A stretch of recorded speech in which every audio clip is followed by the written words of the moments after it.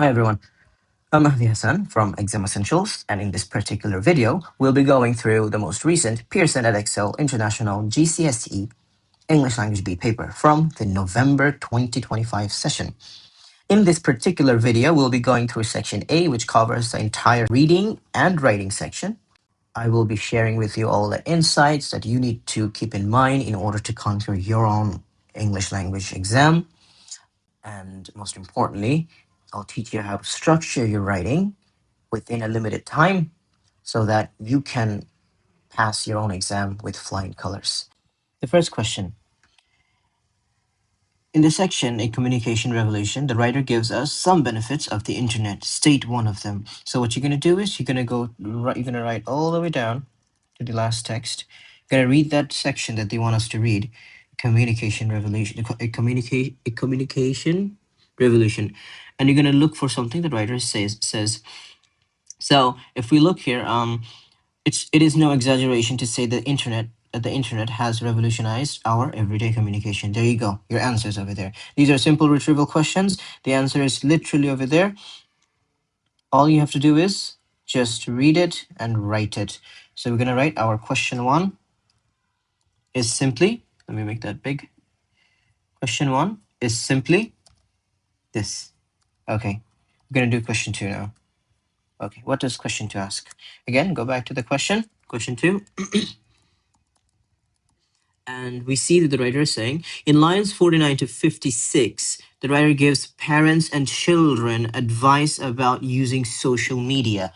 Identify one piece of advice, 49 to 56. So we're going to go back again. 49 to 56 is probably over here.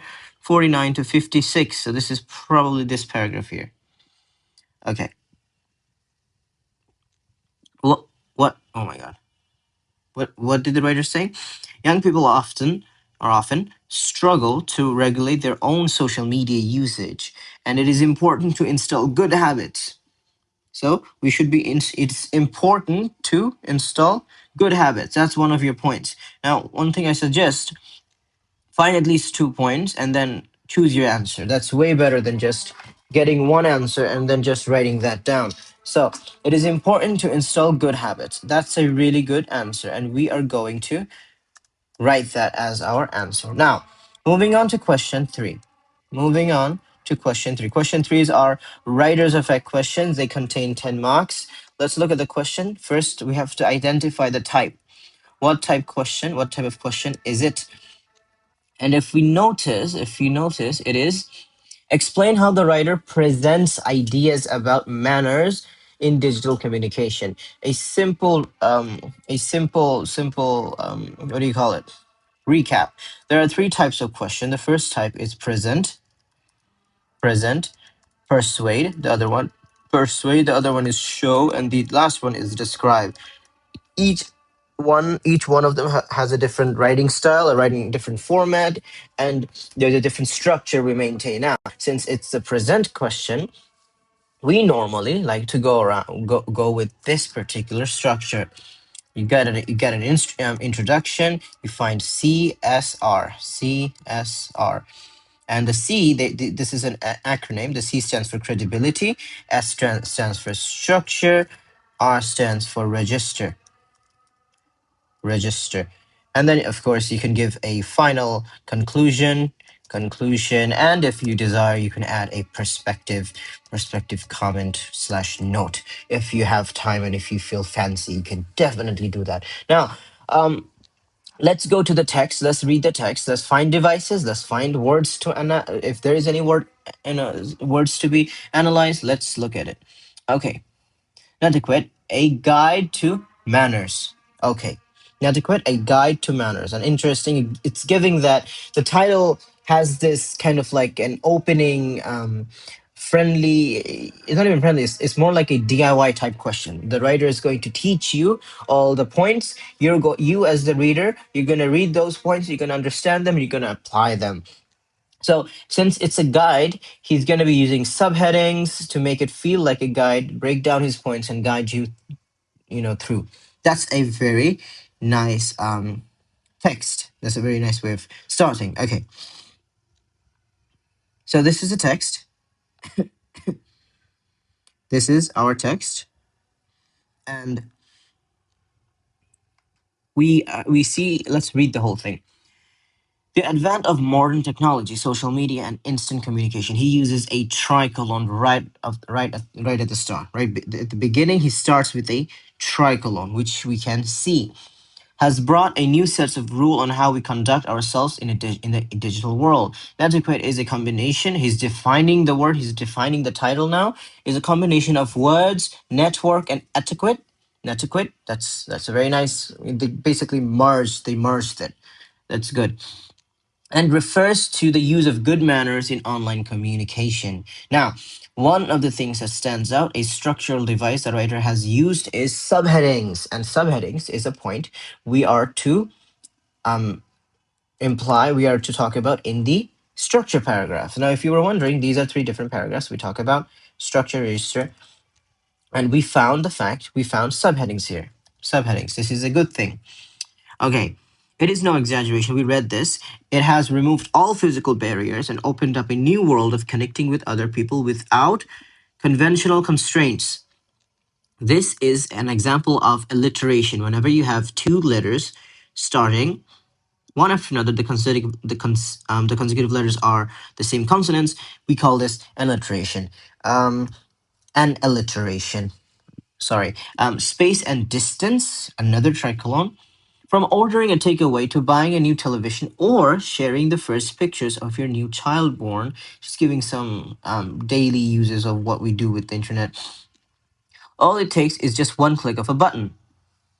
We can now send messages across the globe. Shows this phrase here shows how far and wide the effects of social media is, and land in the recipient's inbox in a matter of seconds and watch news stories unfold. Beautiful word in the front of our eyes in real time. However, with new opportunities comes with new responsibilities. This sounds kind of like that quote from Spider-Man, right? It sounds kind of like that. And we have this is a quote, definitely. If you have opportunities, you will have responsibility. With great power comes great responsibility, but it's a different version of it, I guess. And we have and now we what and how we behave online is just as important, if not so, our behavior offline. A very beautiful message. Okay, moving on. Set clear boundaries. Now, one of the things you see um this is something you have to kind of like pick up on when you're reading. These subheadings are commands. They're imperative commands. They're imperative subheadings in a way. Set clear boundaries. He's giving us an order. He's telling us to do this, not to do that. Be a role model. That's not a suggestion. That's a command. So one of the things we have to talk about is the fact that his subheadings are not just to break large portion of text into small bite-sized chunks that we normally do talk about. We also have to infer the fact that the subheadings are simple commands that the readers can remember. That's something really important. Did we read this whole thing? We have not. Let's read it. Just because we see a colloquial phrasing 24/7, this is a colloquial way of saying like all the time. So this text is somewhat colloquial. We'll have to see. Just because we have the ability to communicate with one another 24/7, we shouldn't feel that we have to make ourselves available around the clock. While technology has made it easier to connect with friends, families, and business associates in different parts of the world, the disadvantages is that we are expected to always be on. Okay, he's kind of the writer. I don't even know who the writer is. Uh, there is no writer. Wait, there might be one. Um, no, there is no writer. Okay, they didn't give the writer's name. How odd. Well, it's an organization, the British School of Etiquette website. So that's the organization as a whole. So we will have to refer to the narrator, whoever is kind of like writing this whole thing. It doesn't matter how you infer to the narrator. Don't get the gender wrong. Okay, this always on work culture causes an increase in stress levels and disrupts employees work family balance. Okay, so she's now listing disadvantages, right? That's good. And we see one of the things we see that the writer is using a device. He's using inclusive pronouns. He's using inclusive pronouns throughout the text. Yes or not? Yes or no? He is using inclusive pronouns. So he's using we and all this kind of stuff to make the message sound more personal, to make it's not your problem, it's not his problem. He's not trying to point fingers. He's saying, well, we're all together in this mess. It's you, me, we're all in it together. Let us find a solution to our problems and get ourselves out of this big mess that we have created. You get this kind of like closeness that everybody here is together.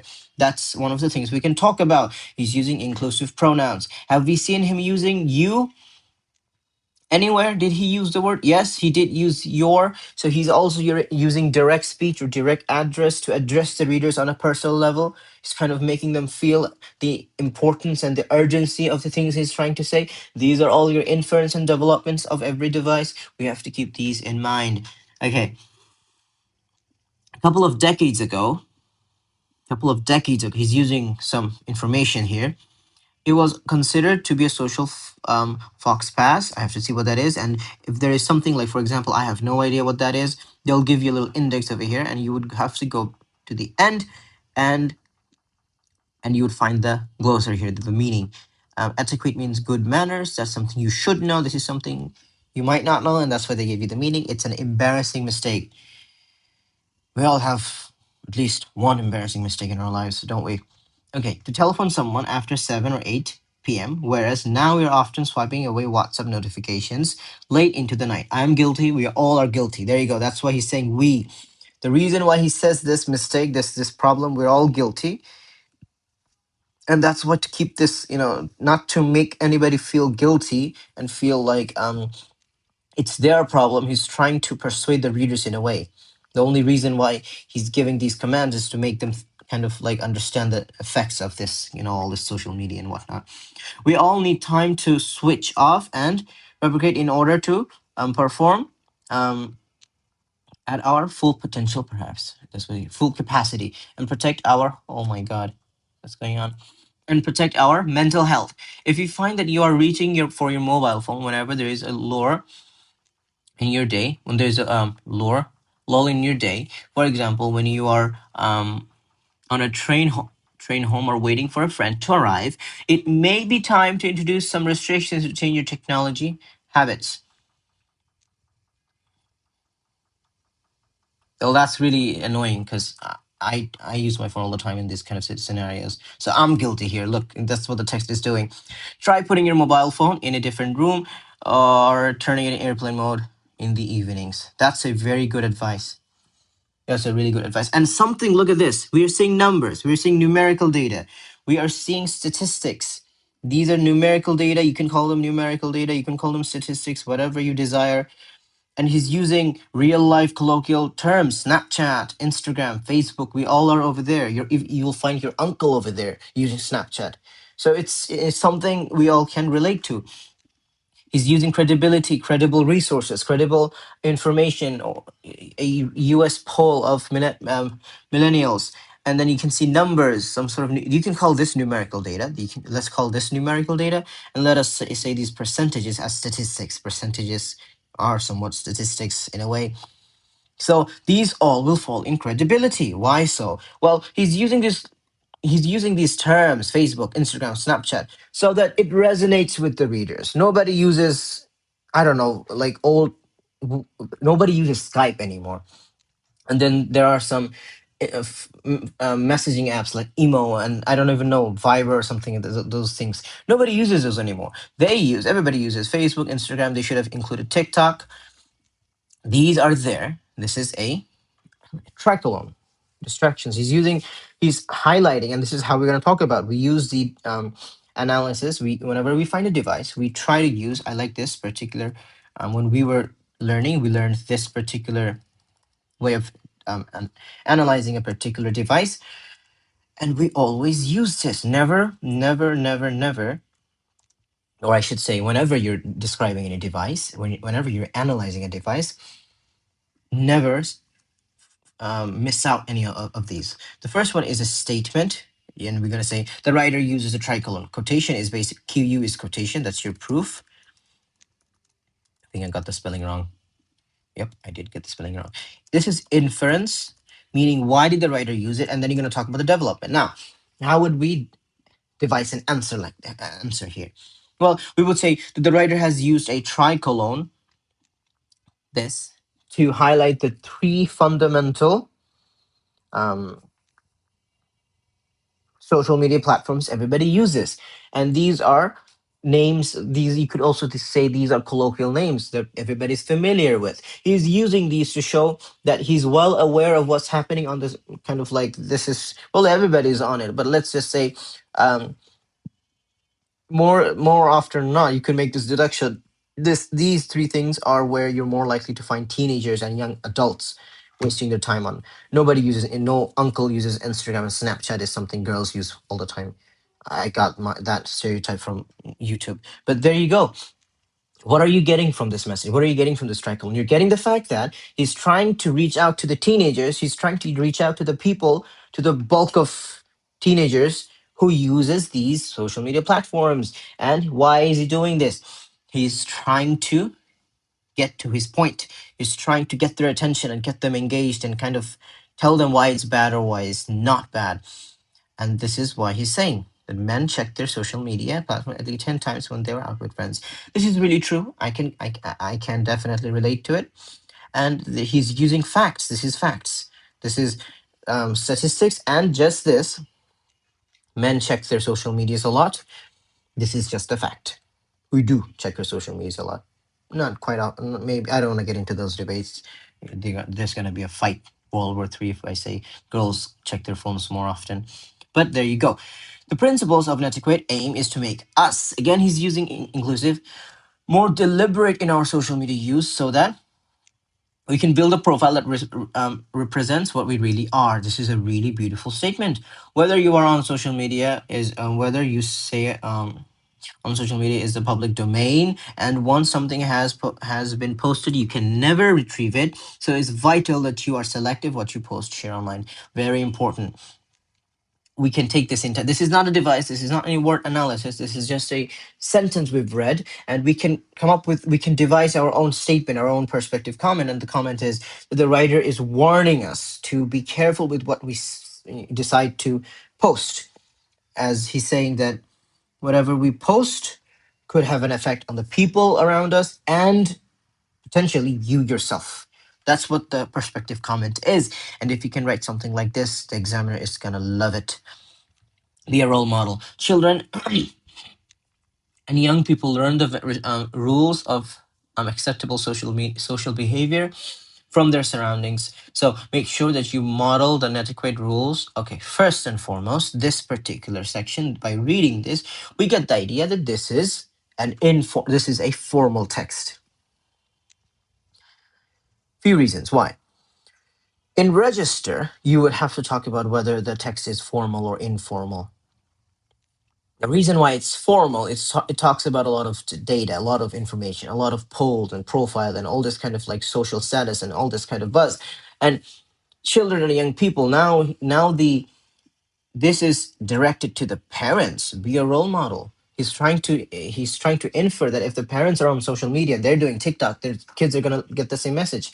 He's pointing at the parents. So this can't be an informal text, because no teenager is a parent. It's directed to the adults. It's directed to the, well, it's you could say it's a general. There are two things you could infer.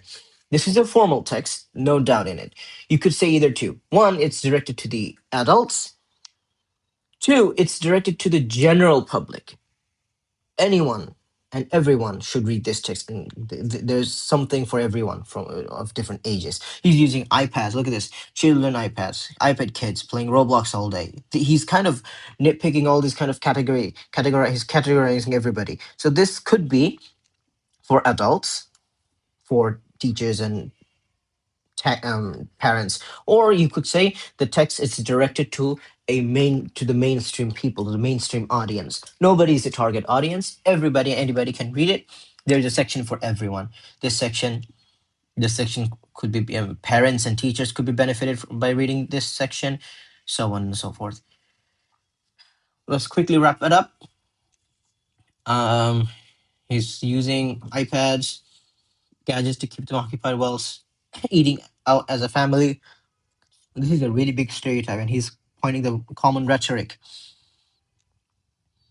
And while screens can, while screens can solve short-term sibilance issues, keeping children quiet, it also limits their opportunities to learn. Okay, he offers the advantage, the pro, then he suggests the con. And the con seems to be more, the disadvantage outweighs the advantage. So he's saying that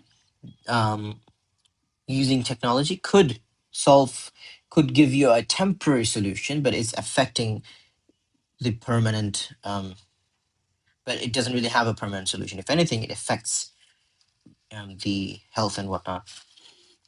And people often struggle to regulate their own social media. This is going to be a complete inference. Okay, now, how do we write the text? How do we write the text? Now, I'm going to take a different, let's just write it over here. Now, we're going to start with question 3. Now, let's look at the title.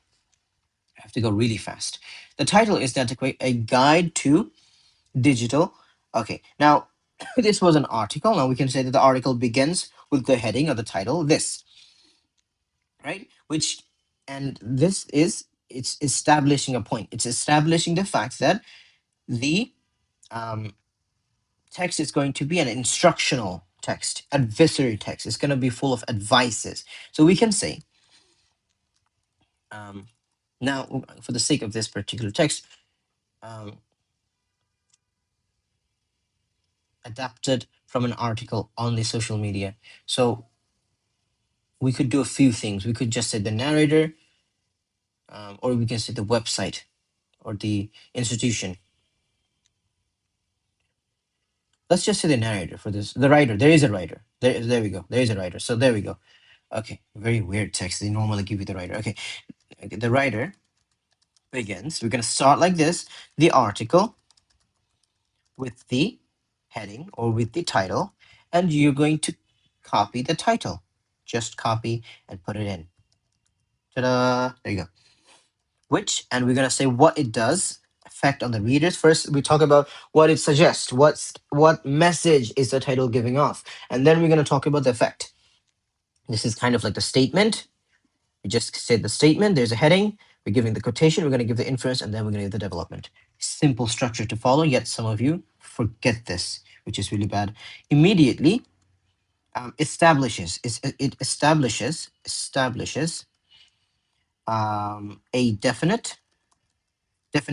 definitive,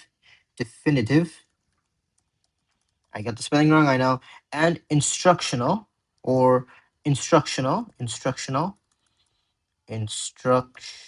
gotta spell, oh my god, I'm gonna cry. Instructional tone. We'll fix the spelling errors later, right? And then when he says good, whenever he in his text he talks about good manners, the starting good manners, right? This is important because he says good manners in online. Good manners in online. That is something that shows that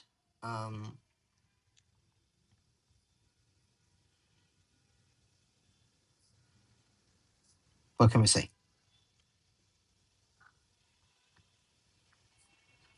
Yes, we can just literally look. This is what we're gonna do. Instructional tone.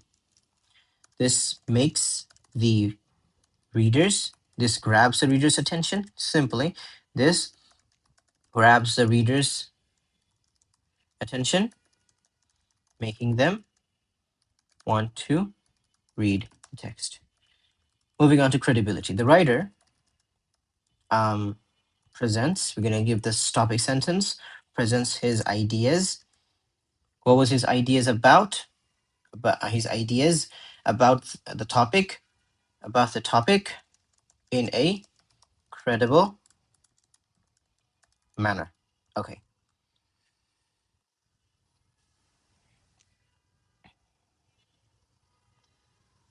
Okay. The writer has used, now we're going to use our statement. The writer has used.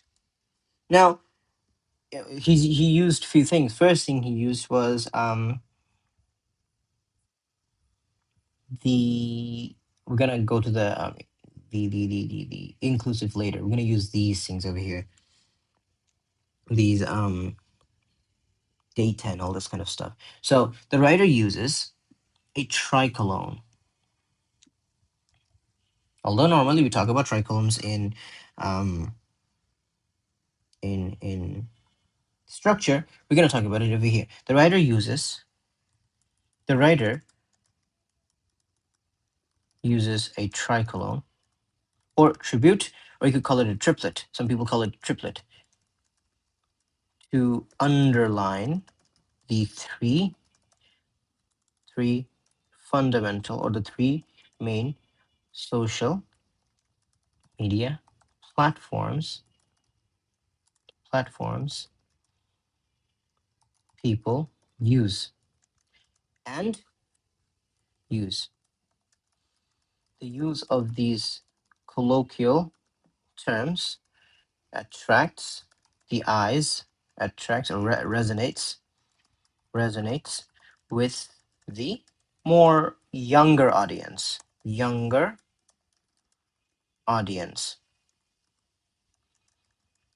and grabs their attention. Later on, we're going to connect this. Later on, he addresses staggering statistics, like when he says, and we're going to take this percentages, 76% of women and 70 men. Oops. Now I'm going to do something. I'm just going to cut this and make it a percentage. I'm going to cut this and make this a percentage. Are you allowed to do it? Maybe. Better not to, but I think it gets a little too big. Percent of men and women checked their phones often. Or what was it, context? At least 10 times. Phones, check their phones. At least, and we're going to quote that 10 times over there, 10 times when going out with friends. This point is evident and well proven, since it's a poll from the US, or it's a data, we could say it's a data, or an information, you could say, from the US poll millennials. The writer uses we want to say that this is we can't say this is an expert's opinion. Nobody here is an expert. We can say he's using information from a well backed up research institution or organization. The fact that he quotes researches or polls from such a well researched and backed up, a well researched institution or organization is in this is organization. I was about to write Nazi. Oh my god, I'm gonna cry. Organization shows that the writer is well credible. Furthermore, the fact that This is my own saying. People check their phones, check their phones, the message or the point or the rhetoric or the stereotype. Stereo. Oh my God. Stereotype that the people check their phone is a fact or persuades the readers on a factual note. Now, we're going to talk about the effect. We gave so many devices. We talked about their inference. Now, there is one effect all of these have. The writer is using these statistic. He uses a statistic. He uses a triplet. He uses a backed up research organization, an expert's opinion, it's kind of like that, all to do one thing. All of these highlights how, or you can, let's just make it more specific. All of these numerical data and research highlights how the use of social media is eroding our ethics and communication skills. Because, I mean, or you could just say ethics and relationship with others, relationship or personality. You could give any inference here, whatever message you got from the text. I got the fact that it's killing your personality. This shows this effect, this negative effect. The writer, you can say that the writer is trying to present a negative effect to the reader such that they change their personality. The writer shows all these negative effects such that the readers, or you could just say, let's not give that. We gave a lot of writer's effect. All this research, these makes the readers reconsider their etiquettes. We saw the fact that the writer used this in his text, etiquette, and it will be wise if we talk about it in our own text as well. Etiquette, and perhaps change themselves or get good habits, right? He said someone over here in his habit. Somewhere over here, he talked about habits. Can't find it.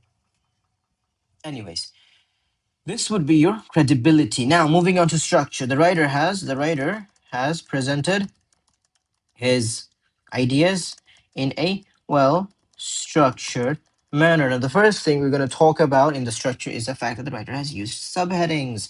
The writer has used. Now, you could do two things. You could say imperative subheadings or like interrogative subheadings. You could say that, interrogative subheadings. Or you could just say subheadings and then connect that he didn't just use subheadings for making the text small. His subheadings are also little informations and commands for the readers to kind of digest and kind of like follow through. You could definitely talk about that. So let's do that. The writer has used subheadings in his text. That's your statement. Now we need to use quotation. Proof. Give proof, evidence. Examiners love that, and you have to give it. That's your first proof. And another proof. Give two proofs. It's always good. I personally like to take the small ones. The baby quotes, they're easy to write. Okay. Text, like these things. Okay. Now we're going to use a very common inference. The use of subheadings breaks down large portion of his text into small bite-sized chunks for the readers to digest and help them navigate through. Now you have to get the context. You navigate through them what? Through what? What is he trying to navigate them? Like what are the readers navigating? Well, they're navigating, this is like an exploration. They're exploring the effects and positivities of the social media. And it's guiding us, the guide of digital manners. Navigate through the guide. We can just copy this thing. Guide to manners. That's the writer started off with. Started off with. I'm gonna fix anything that doesn't sound well, doesn't sound nice. The use of subheadings breaks down large portion of text into small bite-sized chunks for the readers to digest and help them navigate through the guide. Or you just make this a little bit better. The guide the writer has to offer them when it comes to digital. What was it? Communication? Manners. Oh, digital manners. By the way, it's an interesting thing. Digital manners. I thought manners couldn't be digital. All he's trying to infer is offline and online. How do you behave? That's what the main message is. But you could talk about it's very interesting digital manners. So if there's digital manners, it means there's something that is non-digital manners. It's the same thing. Offline behavior and offline online behavior. That's what he's trying to get to. Okay. Moreover, his subheadings. Please do not say subtitles. One of you wrote subtitles in the text in the previous the last some it was in June 2022, and one of you wrote subtitles. That's not quite right. Say subheadings, not subtitle. Subtitles is different. When you watch a movie or something and it translates into a different language, the little thing on the bottom, that's your subtitles. So don't confuse the two. They're not the same thing. Moreover, his subheadings are commands that the readers, or you could say interrogative, you could say the readers can digest. We don't want to say that anymore. Moreover, his subheadings are commands and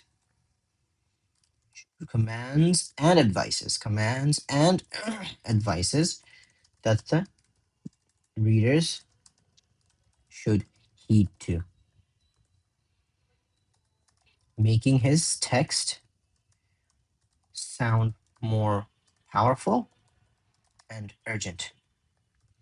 When I say get out, do this, do that, it gives this urgency of this, it gives this sensation of urgency. When I say get out, you don't sit there and leave the room 2 days later. I said get out, you go out, you leave the room now. Creates this urgency. Do it now. Take the action now. Climate change. The writer uses subheading. Plant trees. That's a command. Go out, buy a tree, plant it at the side, at the in the footpath or something. It gives this command. Do it now. So we can definitely infer to that particular thing. Okay. What else? What else did he use? What else did he use? Any rhetorical questions? I have not seen any rhetorical questions. Has he used any rhetorical questions? Perhaps not. Perhaps not. Okay, now let's do something interesting. Let's see.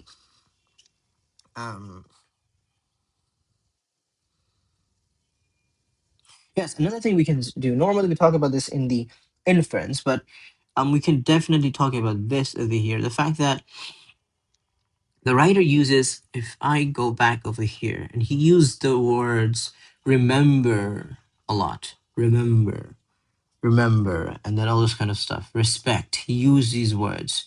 And these are, again, imperative commands. So again, it shows that the writer wants us to take these advices really carefully and heed to these advices attentively. Okay. Anything else that he used here?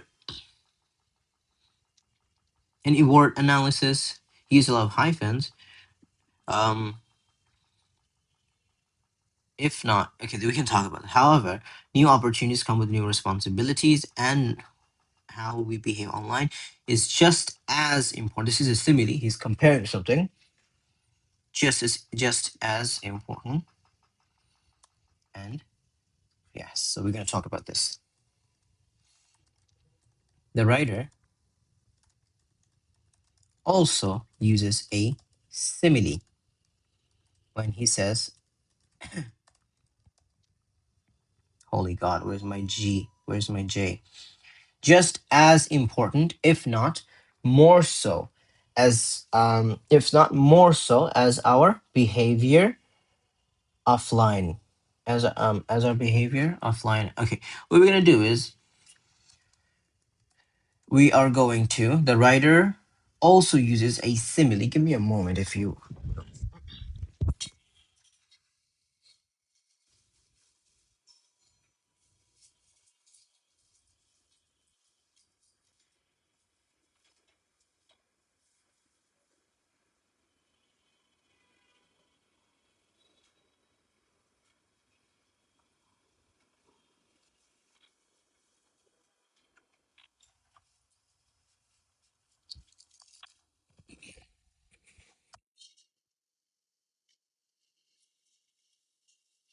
I'm so sorry. Okay, are you here?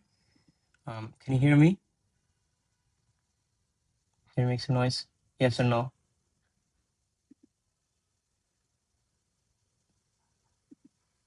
Hello. I think I'm here.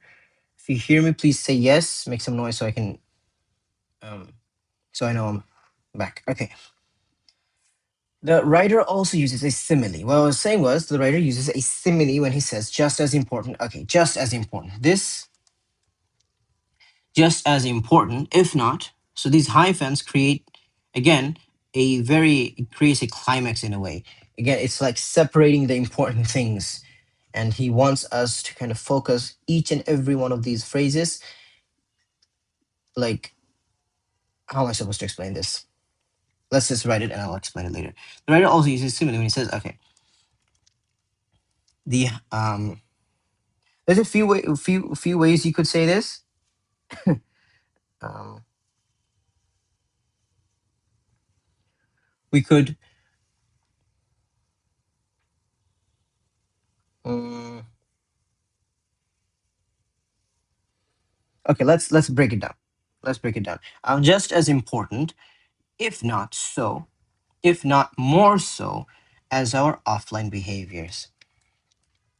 This simile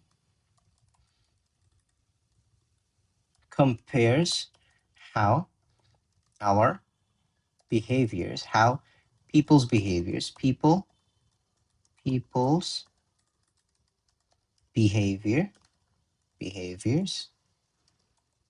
Oh my God, what am I writing? Or adequate. You could say adequate, but we said adequate um, once, so I don't want to say that again, right? I don't want to say you could say that again. You could say that again. 1 minute. Why is my microphone not?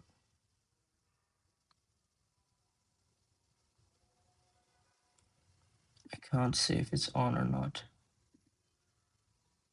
I think so. Okay. Yes. Well, I was saying you could say that. So we could say adequate, or you could say behavior. Either one is fine. Either one is fine. Behavior. Why is it? Why am I getting this wrong? Behave. Veer. I think that's how you pronounce it. There you go. Um, the compares how people's behavior. It was over there. Oh my God! I could have just copied this. I feel like an idiot. This simile compares how people's behavior is, or you could say how people's behavior should be good, both online and offline. The hyphens here breaks down three of these things. The first thing, if not more so, this phrase shows the importance. It highlights how important it is, what is so important, as our behavior offline.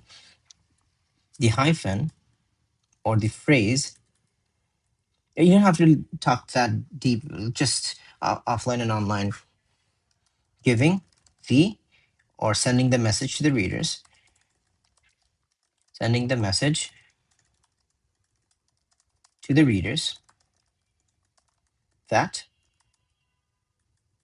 they must um, change their ways of behavior. They must there's a way of saying it, punctuation. Punctuation could sometimes mean behavior. They must have good punctuations everywhere. Okay, this is gonna be really quick. It's not gonna be too big, but there you go. Okay, register. I'm gonna say that the writer maintains. It was a formal text, remember, a formal tone, a formal, yet it was something accessible. Accessible. Okay, accessible. Register.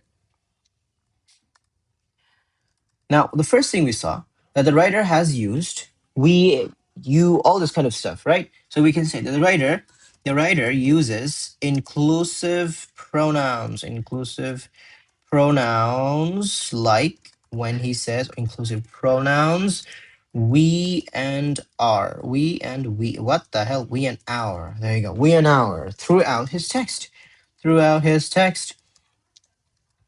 Right? Now, what was the inference of using we and our? Well, it just, well, default effect is it makes you feel homey vibe, but that's just stupid.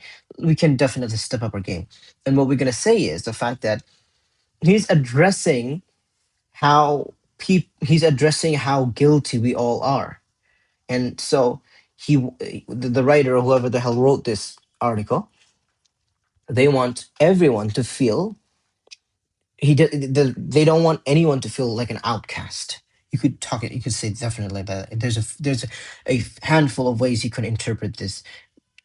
I personally, I think this is one way to do it. The writer uses inclusive pronouns, we and our, throughout his text to make the advices sound engaging, engaging, more engaging and less intimidating. More engaging and less intimidating. Moreover, intimidating. These pronouns gives the impression that the readers are not the only ones at fault. Rather, we all are. Furthermore, don't say plus, don't say also. You could say also, but try to use furthermore and more to keep your text sound. You know, you don't want to make it sound too friendly. It's not a letter, so kind of keep that formal punctuation up. Furthermore, he uses personal pronouns like I and no, that's not a personal pronoun. That is a personal pronoun. Why are we saying personal pronoun? We should be saying direct address. I'm so sorry. He uses direct address when he says you, your, you and your, you to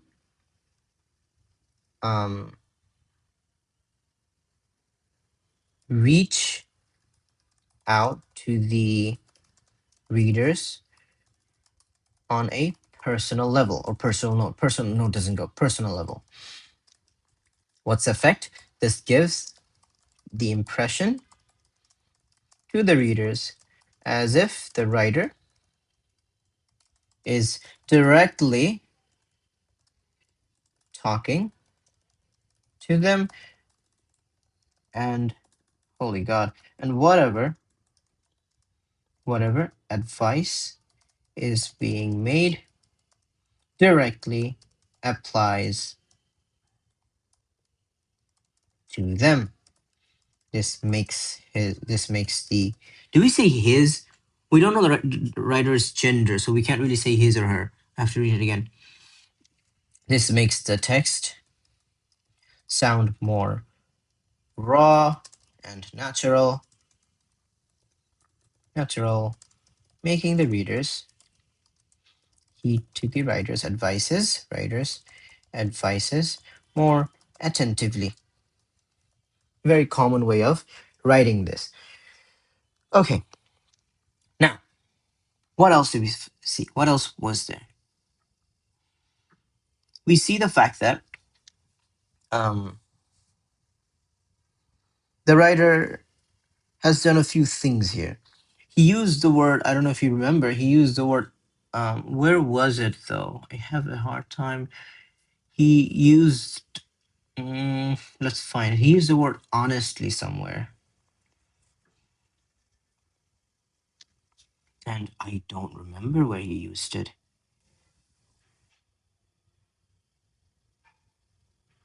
I hate this all the time, every time we're doing papers, looking for that one word that you don't remember. He used it somewhere. I remember very vividly. I remember vividly, very vividly, that he used the word honestly somewhere, right?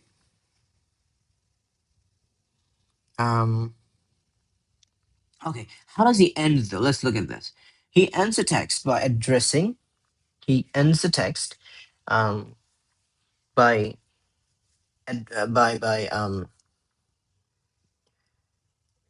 addressing the adults. We could definitely talk about that. He ends his text by shifting. We could say shifting his. Oh, we can't say his. Well, we can. Well, wait a minute. We can go back to the question. Well, we can't. Too bad. No gender over there. So again, the gender is, we don't know. The writer is anomalous. We don't know who the writer is. The writer ends the text by shifting the focus to the adults. How so?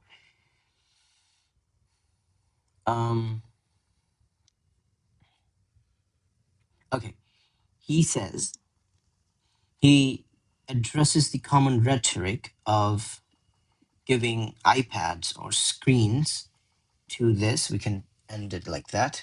I'm going to write this at the bottom. I'm going to try to kind of like hook up an answer. He points out to the common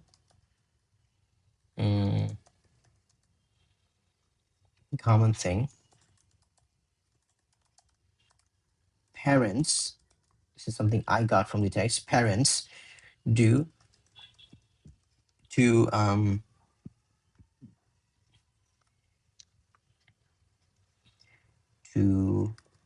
solve their, or to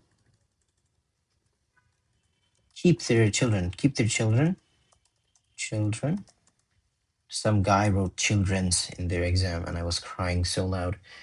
Children quiet. Yet the writer says that it does more harm. There's a few ways we can say it, right? We can say the writer says that it does more harm than the benefits. That's the message. Well, that doesn't really make any sense. That's one of the things. Or you could say that we could say that it does more harm than good, than benefits. That's not English. RIP English. That's grammatically incorrect. But that's one of the points you could say, that the writer says it does more harm than good, and that it it only provides provides a temporary, right? Temporary solution, right? As the sibilants solve short term suggests. Sibilants short-term suggests. So the message we're getting, and there's going to be a fundamental message we can talk about at the end of the text. That is over here that he addresses the big group. And he says something at the end. He says cyberspace instill good habits as soon as they get their mobile phones. Remind better. We didn't read this, did we? I think we skipped it. Okay, so at the end, what we can say, Siblings suggests, rather, he reinforces the readers to engage and build communications, engage and keep themselves busy with other things. And then he said something like,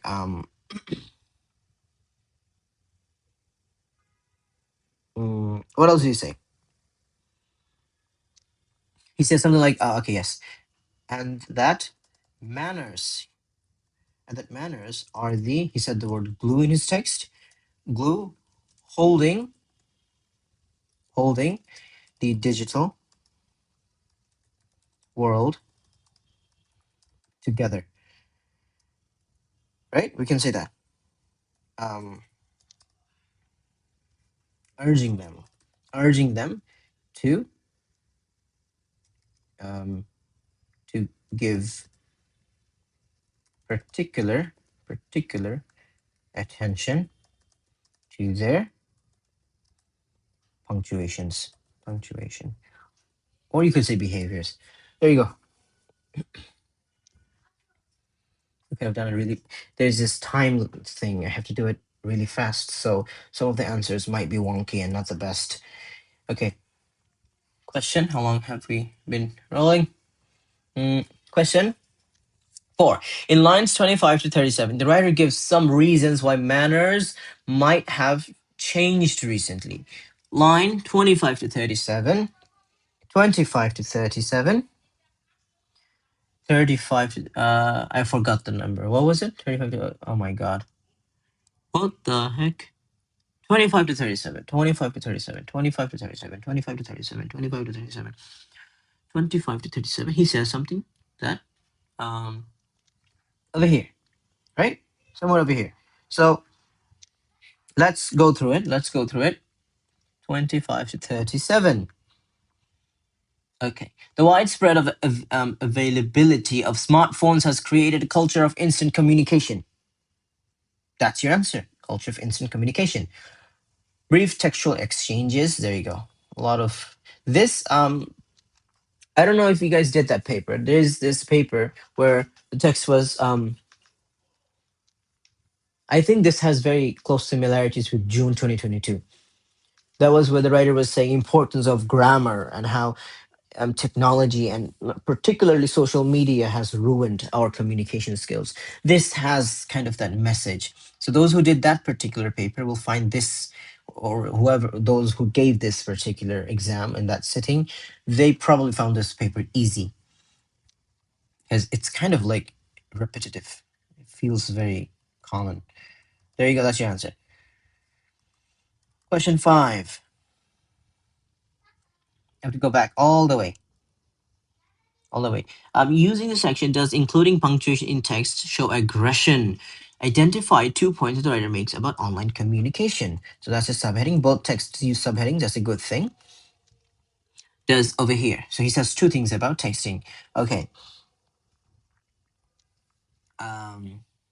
Formal grammar and punctuations were once considered essential in all written communication. Today, texting and online communication often involves informality, so the texts are more informal. We could say that texts, that's your first point would be, texts are more informal. The second point should be, let's read the text.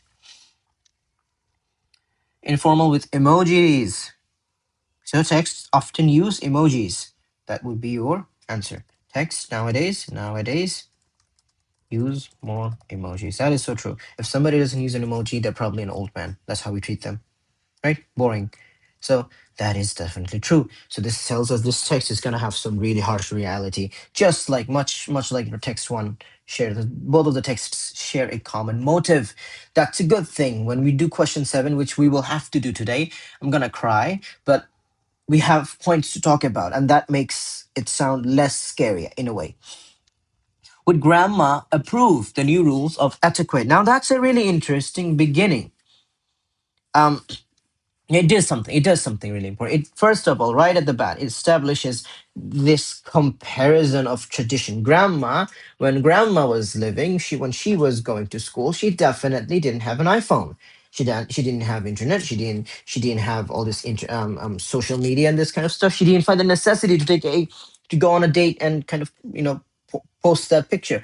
So what is the writer trying to do? He's trying to compare the new rules of etiquette, new rules, the new generation, the new form of communication with the old one. Now this is a really interesting contrast. This is a really good comparison, and it does a few things. You know what? I'm gonna write the answer as we go along. So the writer, what was her name though? Michael Price. Wow, Michael has a price on his name tag. That's really good. Michael Price.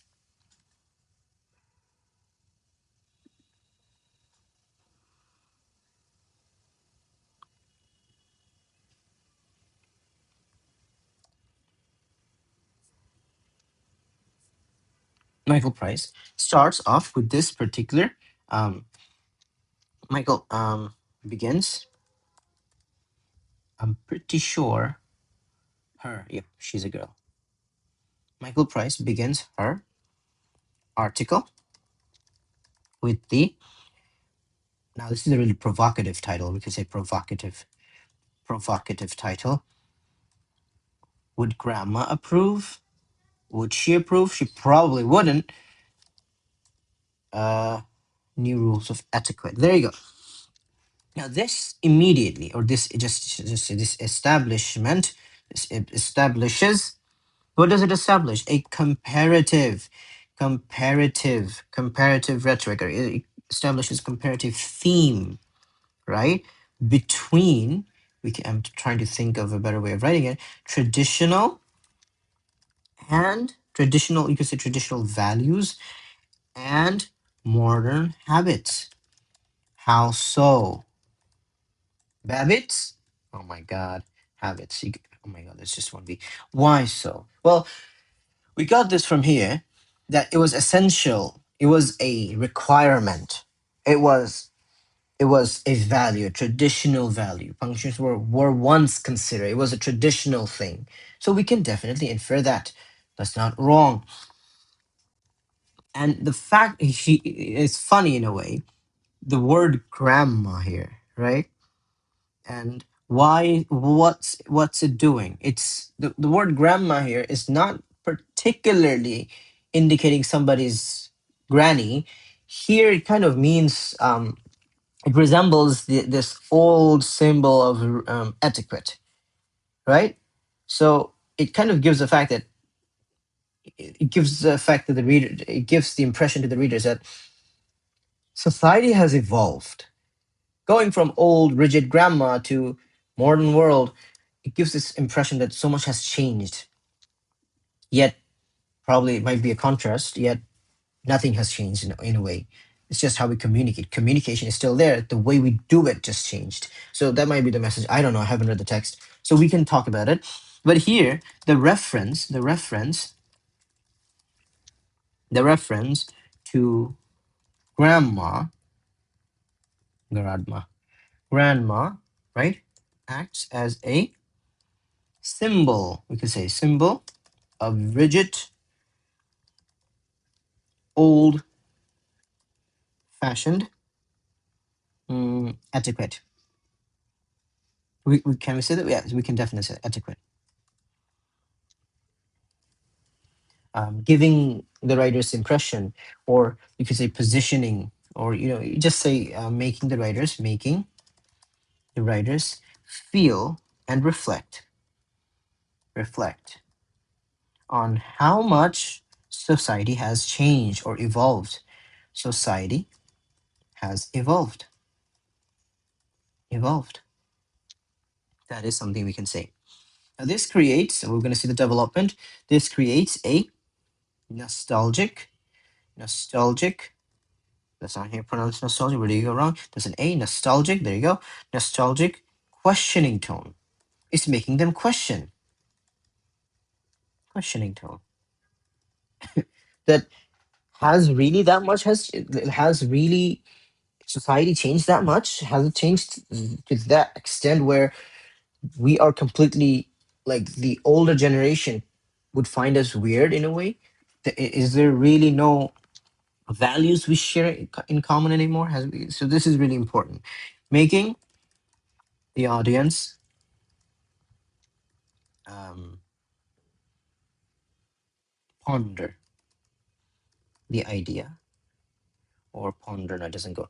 Making the audience receptive to the idea that manners are, um, this is what it's giving. The manners, they're still there, but now they evolved, they changed.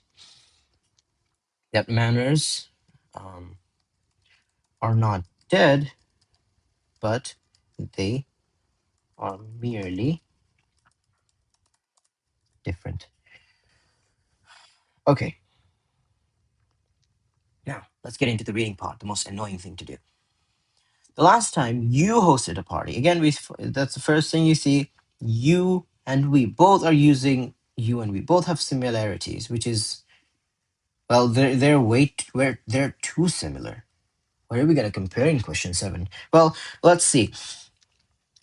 The last time you hosted a party, did the half of the people you invite let you know whether or not they could make it? When you see someone entering a building behind you, do you hold the doors for them? No, I'm not that manner. I'm not that good.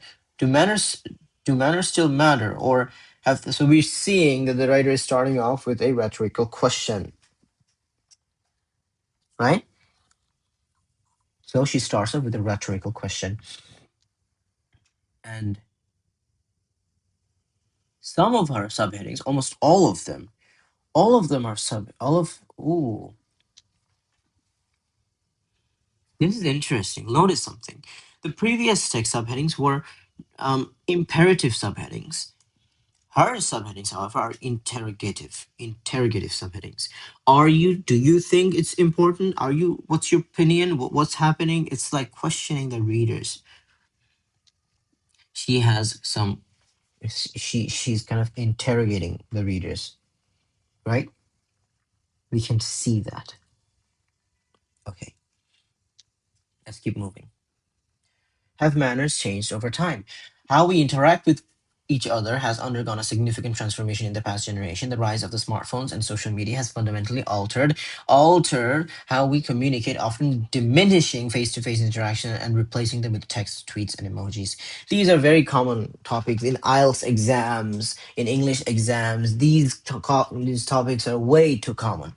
Way too common. Technology, effect of technology with the modern world, communication, school, work, all these kind of stuff. So this is a really common topic. The shift has undoubtedly impacted the way politeness is perceived. Politeness is perceived in literature. Sounds really nice, particularly among the Generation Z, the Gen Z. This is something credible. He's acknowledging the new viewpoint, right? So that's good. The generation to grow up entirely in the digital age. However, it isn't just in those Gen Z who behave differently from their grandparents and great grandparents. So we see that the writer is going to be comparing traditions and values when it comes to communication and culture. This is her goal. For many previous generations, she's comparing it. Certain manners were considered pillars of social etiquette, writing thank you notes and after receiving a gift, putting your napkin in your lap before you start eating, and using proper grammar and punctuation in written communication. A big sentence, big sentence. Gee, there's a long sentence, right? Now, what is the long sentence doing? It's giving the fundamental um ethics of communication. It's giving it's summarizing the. Ooh, this is good. I'm gonna write this down. Just wait, just wait. It summarizes how etiquette was defined back then. This is a point that came in my mind. If I don't write it now, I'm gonna forget it. So I'm really sorry. We'll go through it later. This is what comes in my mind. This is a summary of how etiquette was defined back then. How is it defined now? Today, there you go. She's defining it. However, these traditions seem rigid, less rigid. So we did talk about the word rigid back then. So that's good.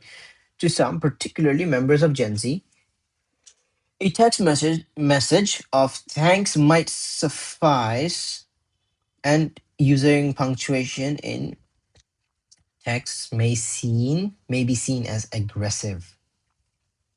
Interesting. I'm kind of getting into this. The writer has gotten my attention. We see COVID-19. So she's using terms that everybody can relate to. Okay. The shift in etiquette can be attributed to several factors. And this is not the first time the rules of politeness have changed. Less than 100 years ago, not wearing a hat to church or other formal functions was considered the height of rudeness. Wow, how do we get to this from that to this? The widespread of availability of smartphones has created a culture of instant communication, while where brief textual exchanges have replaced the formal written communication. This increases two-income homes.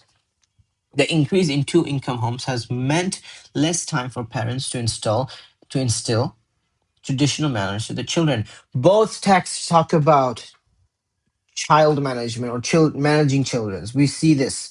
Text one talked about iPad kids. Text two is also talking about something really familiar. So there is this thing, like the common thing, same topic, very similar topic, but they probably have different values or different reasons why they are talking about it. Let's see. We have a common point to write about, and that's always something good.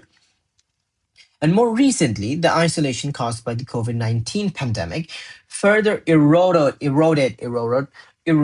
opportunities. The writer is using the word eroded. This is such a common thing. Eroded. Eroded means something that goes away, fades away, dies, dying flame, something like that. It has eroded opportunities to face-to-face social interactions and the practice of etiquette in real-world setting.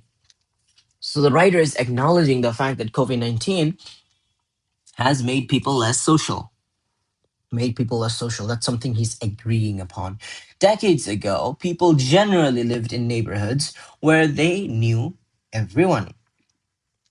They grew up in the same city where they got married and raised their own children. The significant increase in mobility results in less of a sense of collective responsibility to this text is formal, no doubt.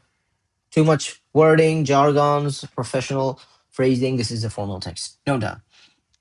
So both texts are formal. This is a very rare case where we find both texts are formal. Either both of them informal or one of them is formal, the other one's informal. But this one is a rare case. We get both of them. Both of the texts seems to be formal. Um, the person walking past you is less likely to know you and correct your bad behavior. This is rarely a fear of threat of "I'll tell your mother" when these public witnesses have considered bad behavior. This is a somewhat kind of like you could say a rhetoric that used to be true. That if this is you could say this is like a joke in a way. "I'll tell your mother" sounds kind of humorous in a way, um, but it also kind of underlines how we would at least give perfunctory smiles and behaviors. We would kind of fake our behaviors, at least for the sake of not losing our status in society. That has faded away as well. We have become shameless. He's trying to say that in a way. As society has become more accepting and equal, that's a problem. The reduction in division between classes and races means that some rules about behavior have also become less strictly enforced. The increase in global travel and cultural mixing also changed expectations as people witness and accepted different manners and behavior. That's really true. Are thank you notes old fashioned? Once the foundation of polite society, the handwritten thank you note. There's a few devices here to talk about. Not much devices to talk about. Mm,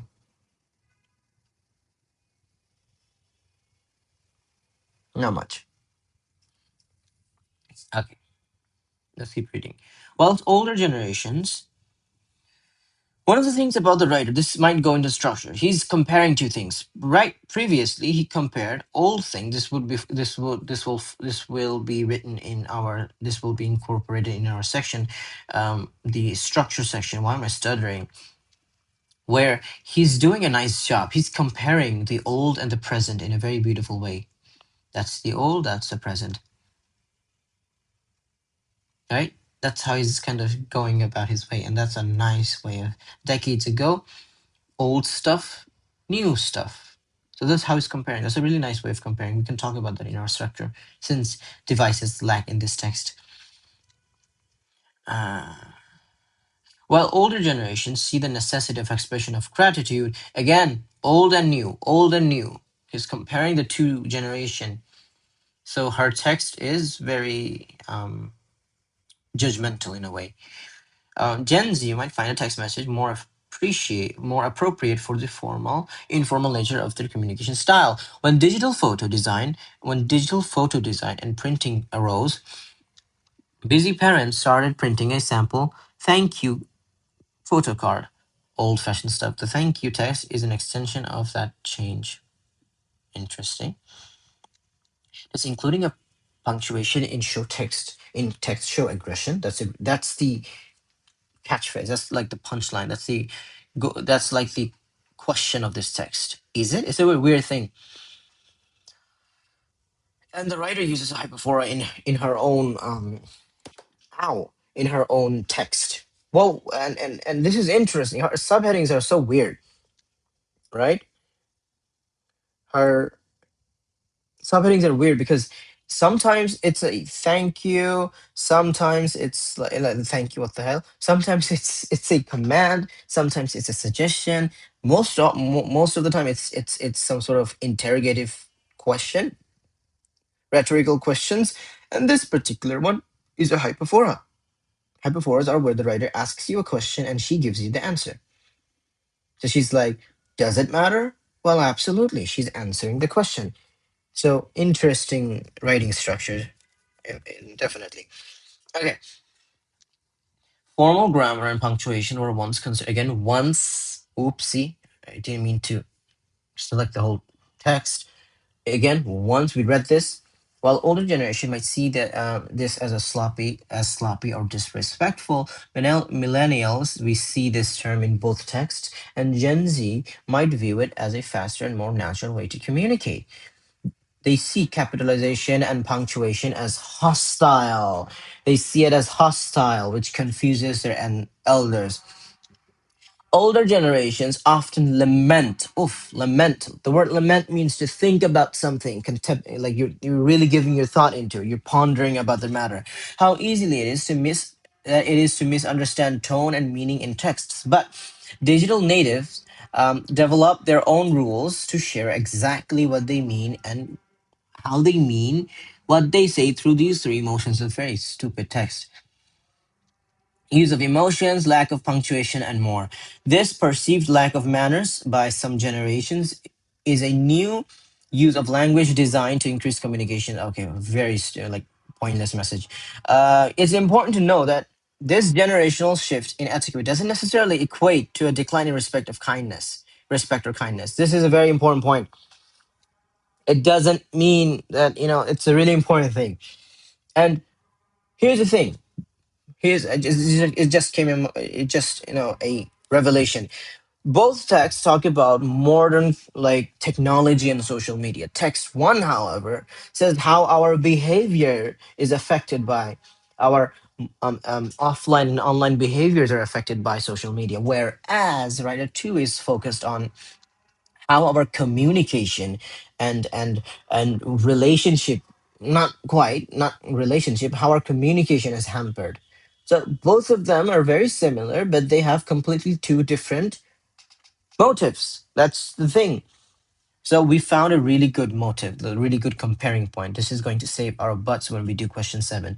It is important. Gen Z often express politeness differently, valuing. What does they value? I didn't know Gen Z's value anything. Authenticity and directness in their communication. A quick text message expressing thanks might hold the same weight as a handwritten note to them. This is kind of reassuring in a way. So this is nice. This is nice. And respect. The word respect was in text one as well. This is nice. So after saying all this, after insulting our new generation so much, not insulting, just highlighting the stark differences, the writer is saying, guess what? Despite these changes, they're not disrespectful. They're not evil or bad. They evolved to this malicious beast. That's not what he's saying. It's just how they express their words and their emotions has changed. That's all. They're no longer less polite. They're still the same type of people. The teenagers are it's the same everywhere, but it's just how they interact with others has changed. That's what evolved. That's what social media changed in them. Respect, consideration, and kindness, tricolon, remain the foundations of social society interaction. Through this tricolon, the writer establishes the three things that must be upheld all the time. It's like you could give an inference like this. However, the way we express these qualities may evolve with each generation, ultimately fostering a spirit of mutual respect and understanding is more important than rigid adherence to outdated rules. So the first thing we should understand and we should talk about is the fact that the writer sees this change with the goodwill. He has a goodwill towards these changes. We see that. He doesn't point fingers at them, at anyone. He's not saying that we should change in a way. He doesn't. He's just comparing them and saying, well, it's just in a different way. Whereas text one is like, no, we're bad. You're becoming more disrespectful. We're doing bad stuff. We're not talking to our friends. We're just watching. We're playing Roblox on our iPad. Something like that. He's pointing out the bad things. So that's a point we should keep in mind. This will help us. This will really help us when we start solving question 7. Now, enough yapping. Let's get into the text. Let's get into the writing part. Okay. So we did talk about the introduction. Um, and the text was also present. So we're gonna see how that goes. Okay. Now we can say that what's her name? Oh, we wrote it over here. Michael. Oops. Michael. Michael. Um, we're gonna write this in a different way. Let's not suggest presents his or her ideas in a credible manner. Let's say establishes. Michael establishes her credibility. Credibility. I'm gonna fix the spellings later through a balance, balanced perspective. This is what we have to talk about: perspective and acknowledgments. Acknowledgments and acknowledgments, or you could say balanced perspective that acknowledges both the, she said, old school and Gen Z. So we're going to quote those: old school and the Gen Z, right? And their viewpoints, basically, viewpoints. Okay.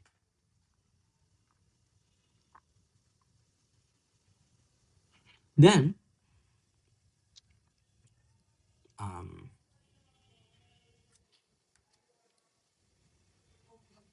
she talks about handwritten notes, right? So she's noticed this. She's noticed this firsthand, and so we can say that she this is something she has noticed, and that's what she's telling us. And so we can definitely say something like this, that she uses the first person perspective,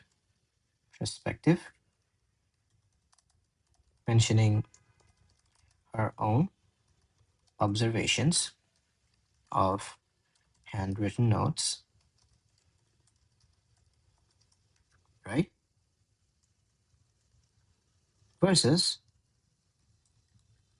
you never write it like that, but you're going to say it like this, versus the quick text messages we saw in the text, right? Quick texts, which makes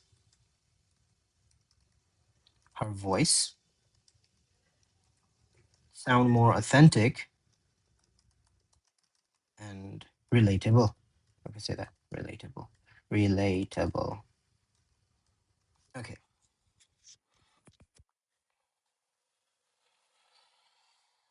Then we saw something over here, somewhere in the previous page, perhaps at the end. Authenticity and directness. Authenticity and directness. These are abstract nouns. She uses these two abstract nouns to show the how do I say it? Psychological understanding, to show that how our behaviors have changed, how our ways of communication has changed. So we can say she um, we could say it like this: her credibility, her credibility is further established. We said established once, but we can say it again. No worries, established. I'll fix the spelling later, guys. Established by referring to the specific cultural shifts, such as the move towards this guy, this authenticity and directness. All right. Now, these are by using these abstract abstract. You could say abstract nouns. That's not wrong. Abstract nouns. They are abstract nouns. Abstract nouns.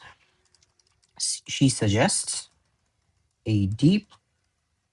You could say many things here. Psychological. You could say psychological understanding. Understanding of why manners have changed.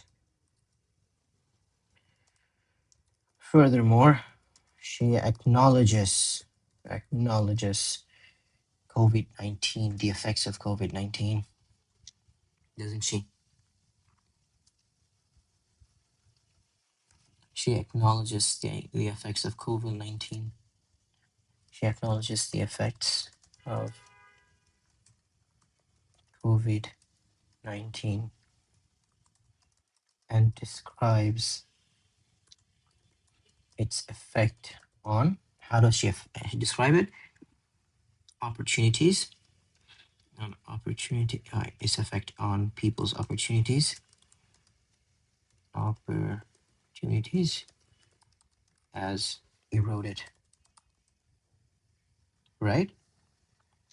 The word eroded is something you should talk about a little bit. The word eroded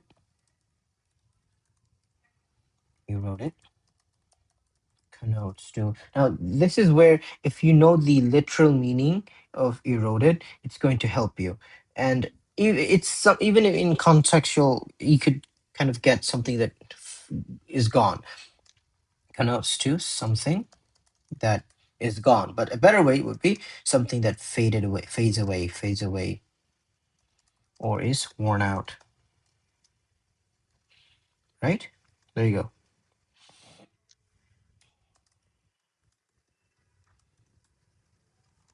Implying how our opportunities, implying how its effects, were are detrimental. Detrimental. And it detriment and effect as it caused isolation. She implies that due to that this isolation plays some role behind the reason of such a dramatic change in punctuation. Okay. The writer uses subheadings, doesn't she? The writer uses, or the writer presents her ideas in a well structured manner. She uses subheadings, interrogative subheadings,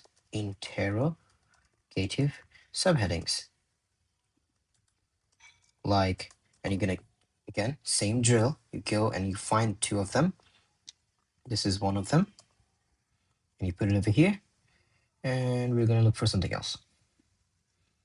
We're not gonna talk about that one, by the way. We're gonna do this later.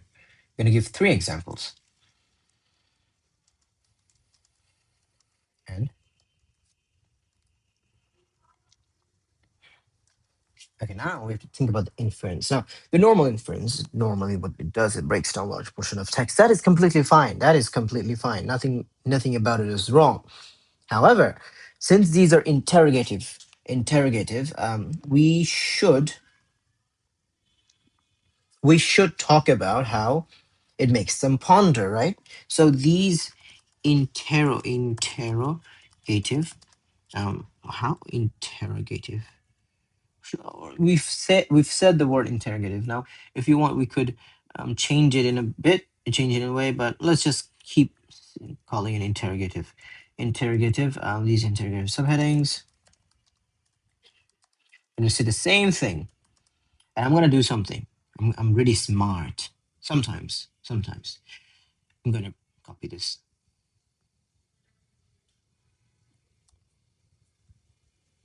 I don't know if it was worth it. Interrogative breaks down of her, and we made a little mistake over here. It should not be his, because we don't know the first writer's gender of the writer's text. Writers. We have to see if we said again his. Moreover, the writer's subheadings. I'll have to fix it again when the writer says. When they say, you could say they as well. When they say, you could sometimes refer one person as plural when you don't know their gender. That could be when you don't want to reveal their gender, right? You could do that. Bite-sized chunks for the readers to digest and help them navigate. And before reading each section, these subheadings, settings, provoke their thoughts. She further uses a thoughts like the subheading,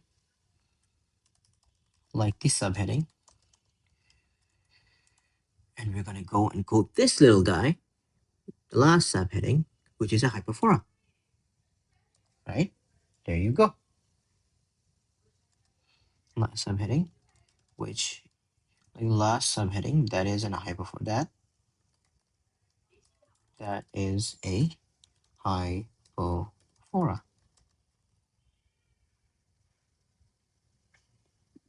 There you go. Okay. Now,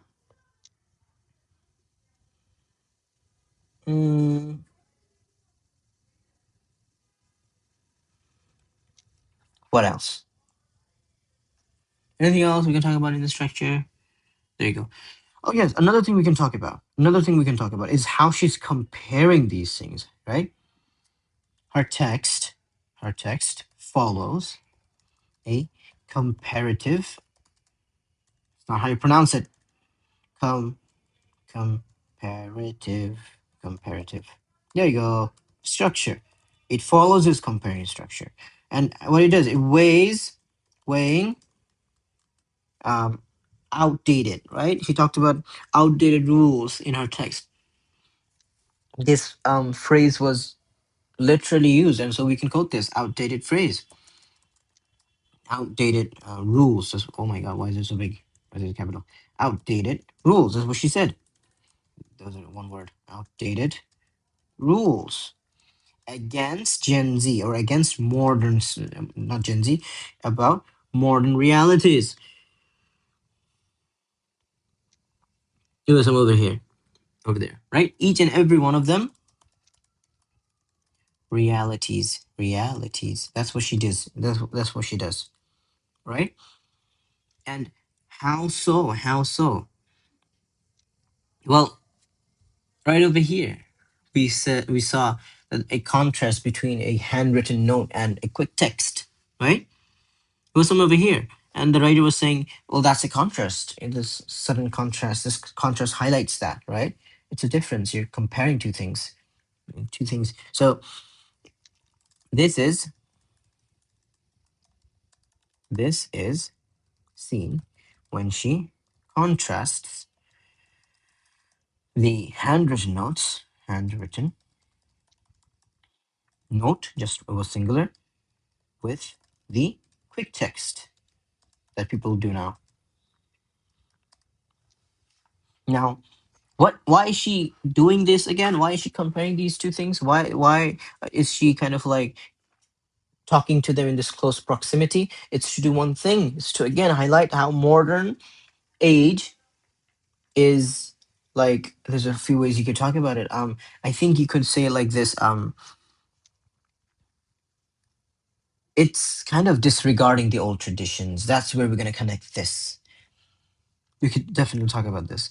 By placing these two examples in close proximity, the writer highlights how, or the efficiency,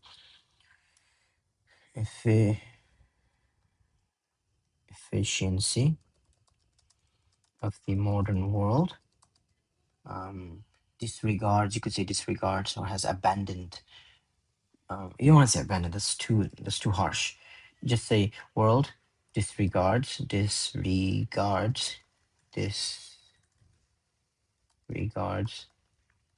the sentiment and ethics of the past. And we're going to talk about this one.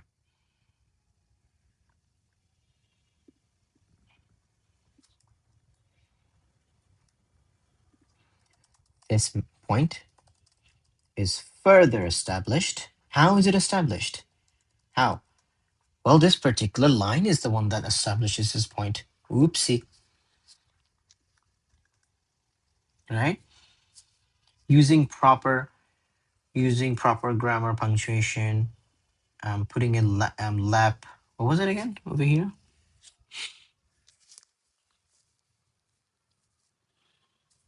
She talked about it somewhere. Here it was, I believe.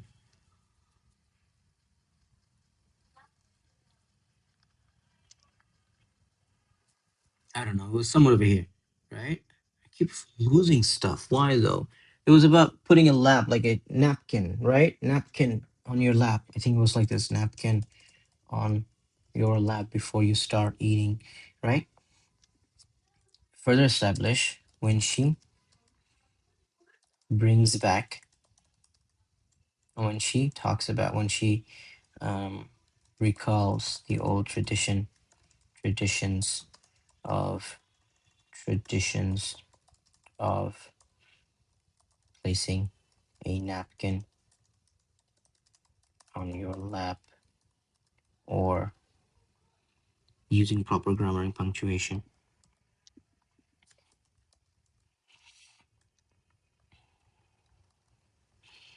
As now, those are no longer the norms. And we would say something like this. This summarizes how etiquette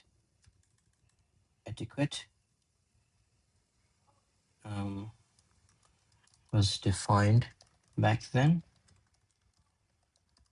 and how it has significantly evolved. She said this word in her text, evolved now. Okay, that would be our structure. Now we're gonna say Michael. I just say writer. The writer conveys her ideas in a formal yet sophisticated way, or register.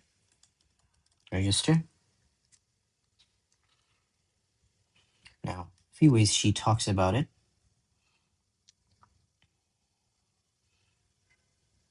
She to the humor. She uses the humor.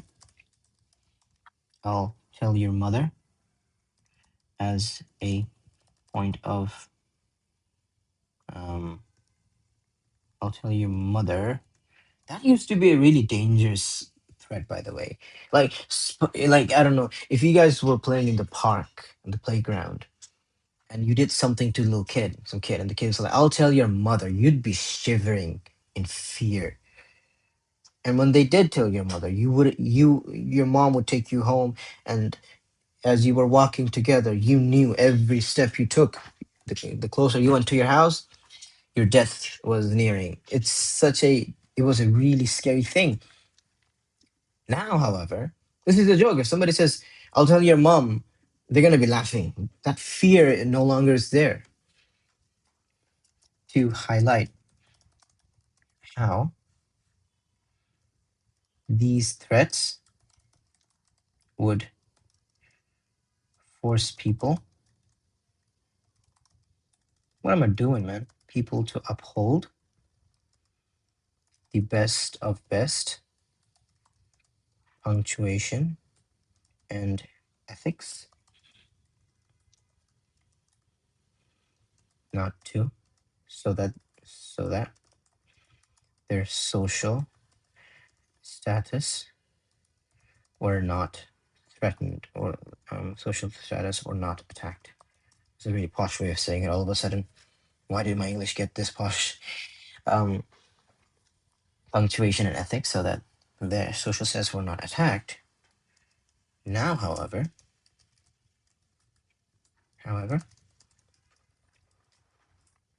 this is seen as a joke, right? We can say that. And she describes the traditions with some really words. She used rigid, remember? I think it was on that side. Forgot what it was. But she talked about rigid stuff, right? Rigid. The word rigid was written in it. She used the word rigid. So we can say she describes describes some traditional rules as rigid.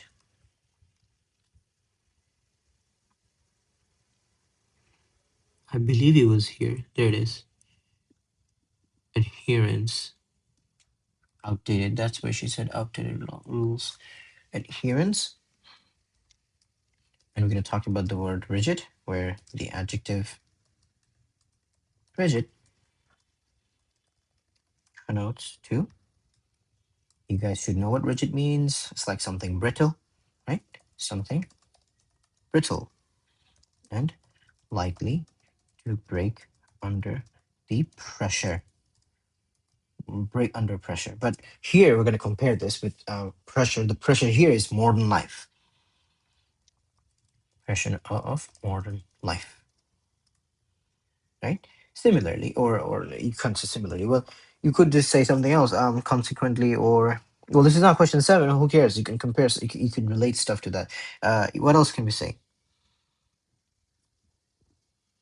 Um, think she asked questions.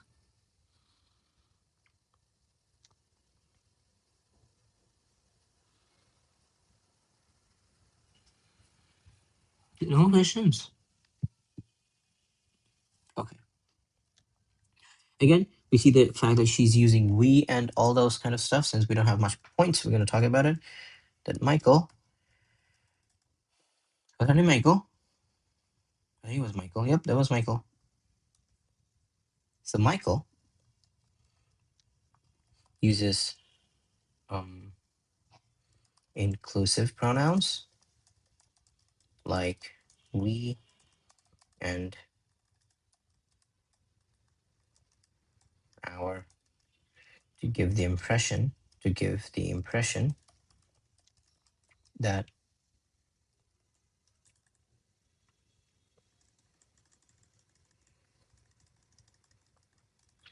to address her points. This makes the readers feel as if they are not alone and that the writer is acknowledging their flaws and changes,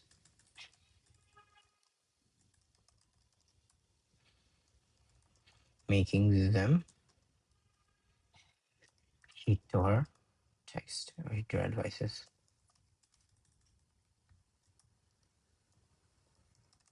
More attentively, those very same inference. Then we're gonna end in the fact that she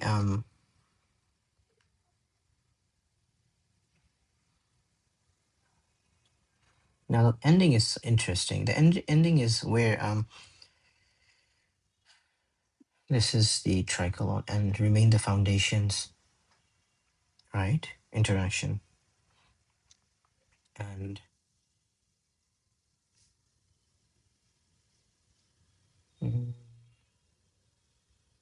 okay. So we're gonna say like this: the writer ends the text, ends her text, her text. Now it was on a positive note, on a positive when she positive note. That's gonna be our topic sentence. She when she uses the triplet. What was the triplet? Respect, consideration, and kindness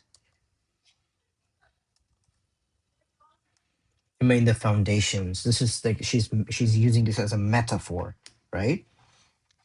Foundation. It remains. She states that this is the foundation to underline the um, foundation of our um, ethics of communication. Communication, correct? We could say this, and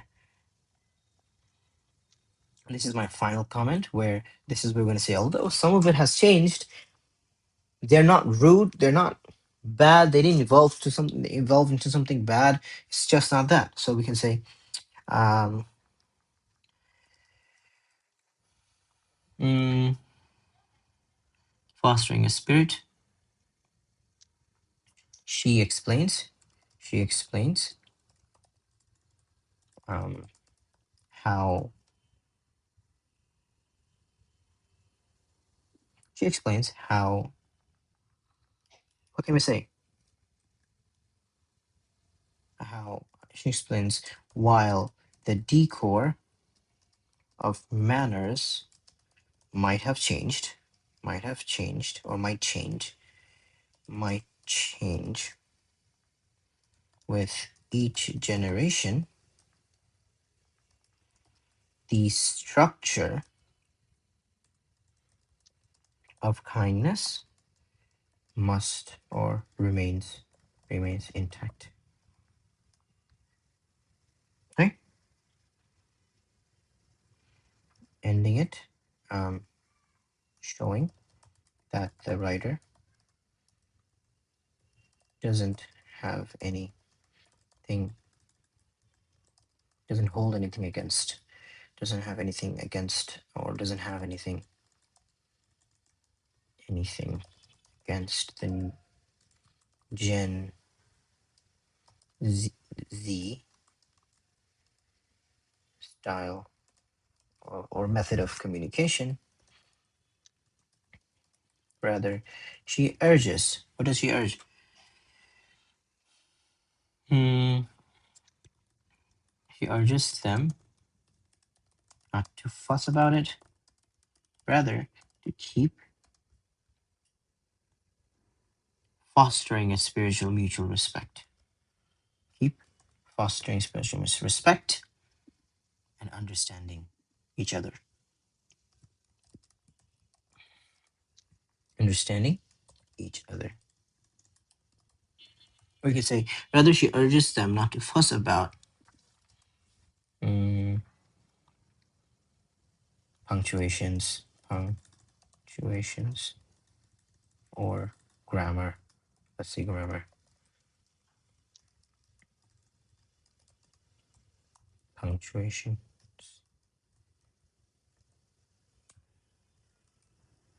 Rather, to keep fostering. Foster means to like to nurture something in a way. That's what it means. Foster family.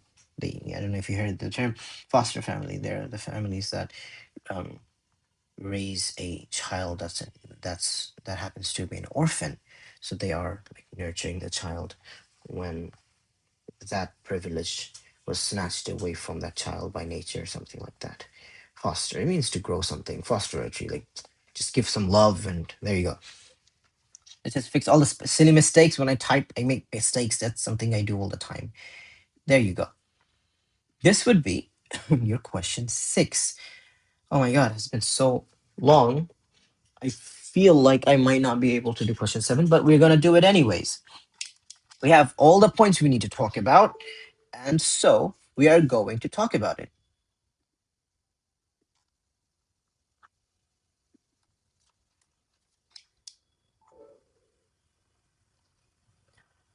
That's not good.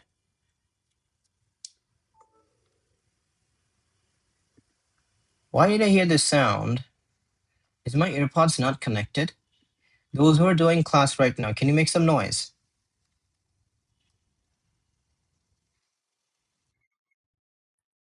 Thank you. I got scared. Wait, I'll try that again. Okay, it makes a sound. I got scared for a moment because I thought my AirPods was not connected, and I started freaking out because none of it would have. Oh my god, it's such a relief. Good. I really thought I messed up. Anyways, let's go to question 7 now. Question 7 is something where it says to compare both of the questions, and we use the common structure where we have a common introduction, and the introduction goes something like this. Well, both topics share a same title name, and you're gonna come up with that name. And I can show you one of the structures. It's just that I have to find that. Or let me get my phone. Where's my phone? I'll bring this so we can remind ourselves how the structure looks. Let's send this to us. How do you send it? Give me a moment. Bear with me. Export PDF and send it to myself. Wait for the magic. Ta-da! Okay, there it is. So let's remind ourselves with the structure a little bit. Now, we normally have this kind of weird structure where we have something like this. I'm going to say, oh, sorry, this is the structure. And it goes like this. All right, let's use this one. Both texts are about a similar topic. The red part that you see is the part that you will have to change depending on the text. The writer's name is going to change every text. Every text you do, they're going to have a different writer. The topic and the register, whether it's formal or informal, is definitely going to vary text to text. So the red part is the part that you change. It's like the the dependent variable, the independent variable. You change it all the time, rather. And all the other parts are the control variable, the constant ones. I'm using mathematical terms, although I don't even know what those means. This can be seen from the respective titles. Despite the writers having similar topics, their intent and purposes differ. We see this with this text because we see both of them are talking, both of them are addressing the modern calamity that social media has brought upon us. It's like a curse. Whereas text one only talks about the negative sides. We've seen him talking about the negative sides. Text two talks about the positive side and how sometimes it could be misinterpreted as a negative, but it's actually positive. Text one is informal, written by Jen Dull. Well, this was in that for that particular text. In our case, text one and text two is formal, so we would have to change this part. This part should have been red and bigger, but I didn't do it for some reasons. And you talk about what the text is about, and you do the same thing, and then you say this last phrase where both texts maintain an informal tone to keep their respective audiences engaged. In our particular case, we saw that the texts are formal, so all we would have to do is we would have to say the texts are formal. Now, how do you write the body paragraphs? And this is how we actually do it. This is the structure I gave. Follow this, and you're gonna get the marks. Trust me. Some of you, when you give mock exams, I recently checked some of your exams. None of you followed the structure, and guess what? Your marks were terrible. So, for now, let's focus on let's remind ourselves of the structure. The structure goes like this. You're gonna question 7 has 15 marks. I repeat, it has 15 marks. You will be given 5 pages, and those 5 pages are such that you write on it. You are supposed to write on those 5 pages, and your answers will be really big. That's why we give 3 big paragraphs. If you want, if you desire, you can give a 4th, 5th, or even 6th paragraph if you have the time. The time and space, definitely. Because if you don't have enough space, you're not gonna get new extra pages. So what we do is we say a common statement. And the statement goes something like this: that both texts talk about X, but they do it in a different way. Or text one focuses on it in details, whilst text two just disregards it. Then you're going to focus on that point. Text one talks about respecting others. Text one talks about social media, and you talk about it. Similarly, text two talks about social media, but text one talks about behavior issues social media causes. Text two talks about punctuation issues, how people communicate, grammar, how our ways of communication changes. So there you go, similarities and differences. And you do this for 3 paragraphs, and the last conclusion is this one. And I say this all the time. Please, please, please, please, please, please, please, please, please, please write this. This one line will always guarantee an indicative point. This one line over here will always guarantee your 1 mark out of that 15. The introduction, however, the introduction has a max. You could literally, from writing that this fixed introduction, you can score up to 2 marks. Why?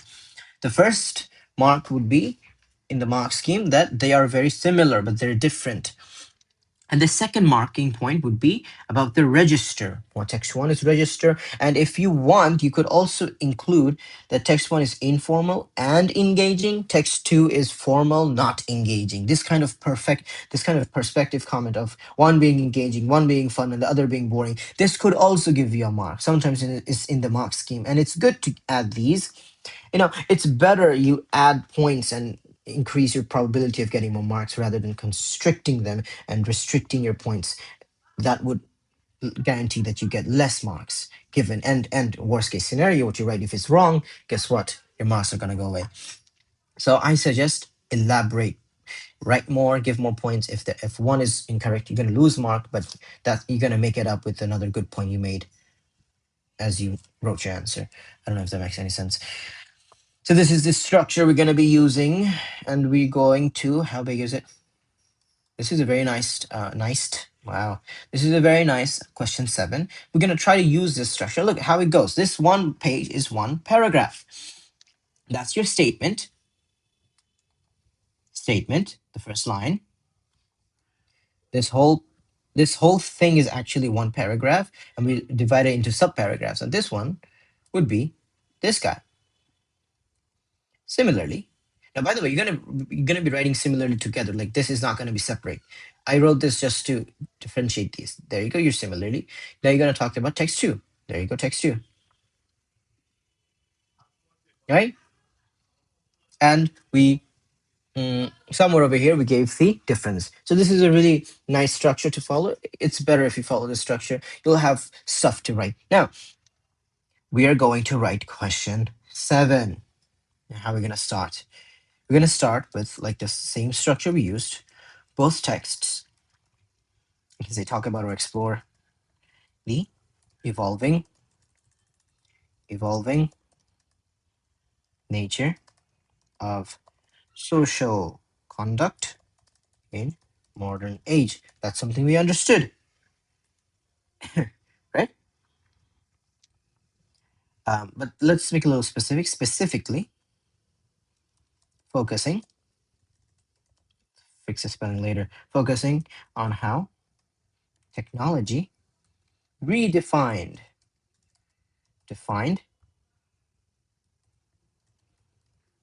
good manners.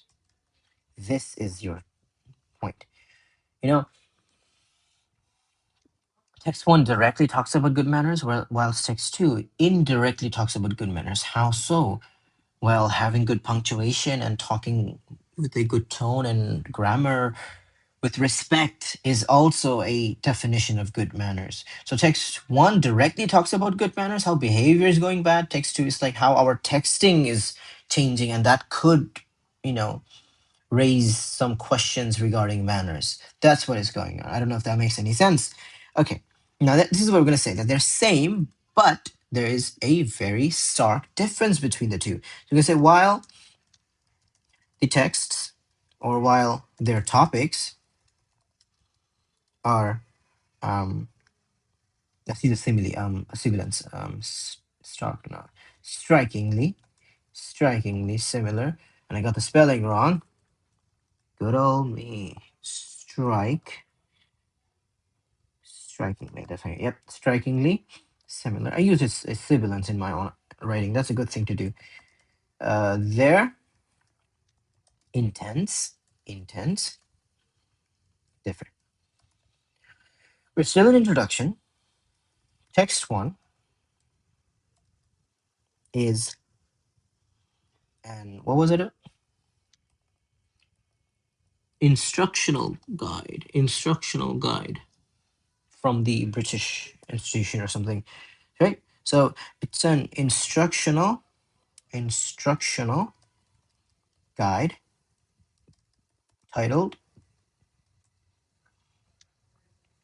I'm going to copy this. I'm going to make it a little bit bigger. It's too small. There you go. We're going to copy this and we're going to paste it over here. Now, remember, let's go back to the let's go back to this. What we do here is we say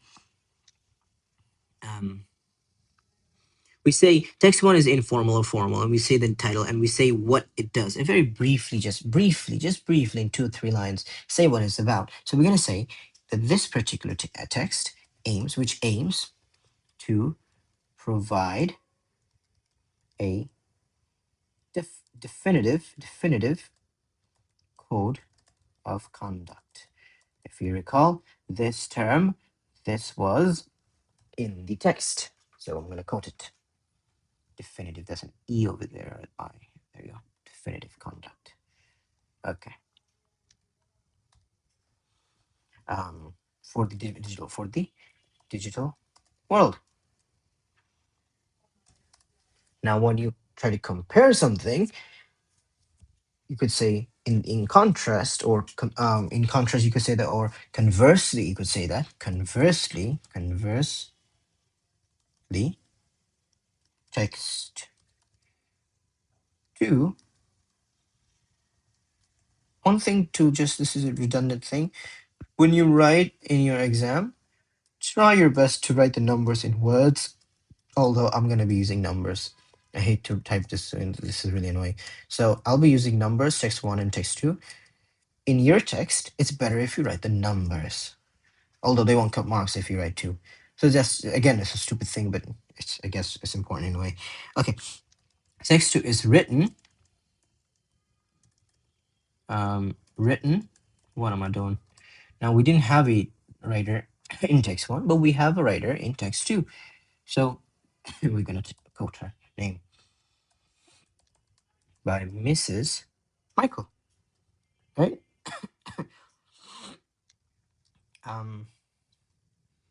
Conversely, text 2 is written by Michael, where she is, where she talks about how the modern world has shaped our communication, and if, and compares it with the previous generations, right? That's what she does. Okay. Both texts, the last point, both texts are formal, but there should be a difference. Text 1 is more, one thing we saw, the text 1 is more like authoritative. Take control, B-roll, do this, take the iPad away, do this. It's like so serious. Come on, man. Whereas text 2, however, is observational, right? We could definitely infer that. But text 1 is more authoritative. No, is there any other word we can use it? No, authoritative. Why did I get the spelling wrong? Authoritative. Oh, I don't. I'm gonna cry. I hate when I type, I get spellings wrong. Authority. That's how you pronounce authority. There it is. Authority. I'm gonna cry. There is no I over there. There you go. It's more authoritative, whereas text 2 is more observational. Observational. Should we say that? Fine, sure, no problem. Observational. There you go. Now, para 1, B1. Okay.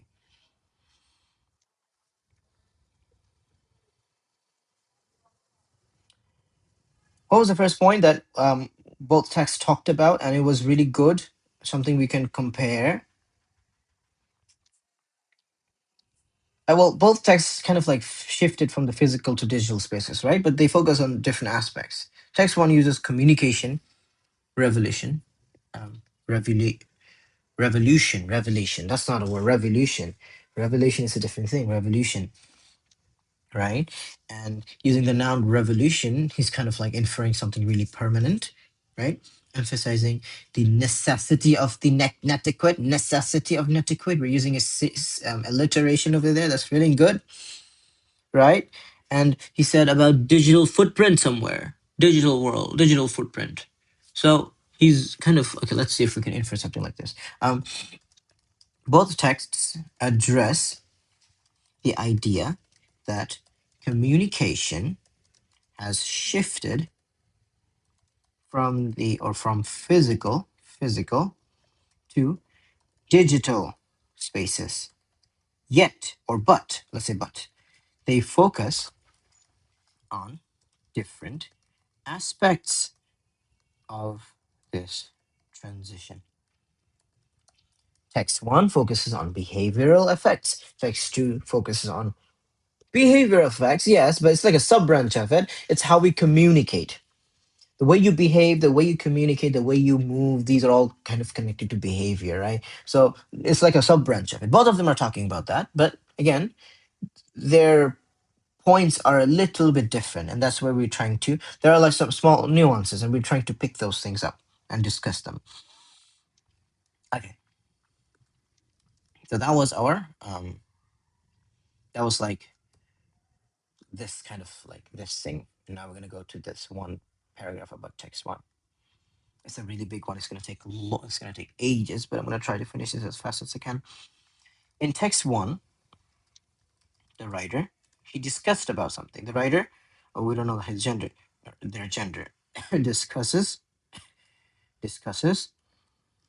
the communication revolution. Revolution meaning something has changed permanently. Revolution, using the noun. This guy over here, revolution, right? So he's using this noun. They're using this noun to suggest a permanent, and permanent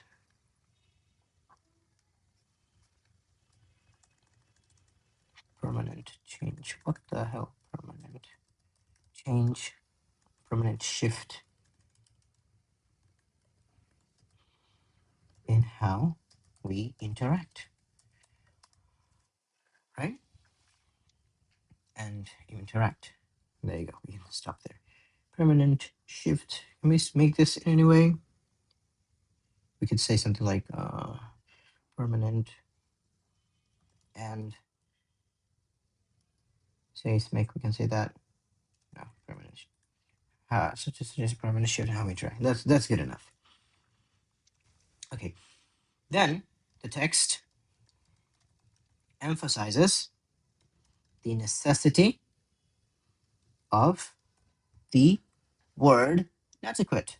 Necessity of netiquette. We're using a similar illustration, right? To prevent. Why do we need it? Why do we? Well, what was an etiquette again? It was a mixture of good conduct and good manners, right? So it's to prevent the digital world from becoming chaotic. The writer uses. Now, what did he use?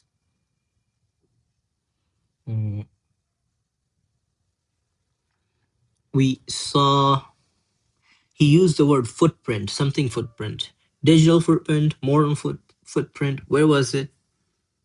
It was somewhere in the text. I remember. Wait, can we search over here? We can. Ooh, this is good. Footprint. Ta-da! Why do I just discovered something? This is a revelation. Oh wow, this is really good. Why did I not use it? This is something I should have used long before. There you go, digital footprint. So he uses this word. I feel so powerful right now. Technology, yes, evolved. There you go. Uses it now. This is a metaphor, by the way. Footprint, digital footprint, right?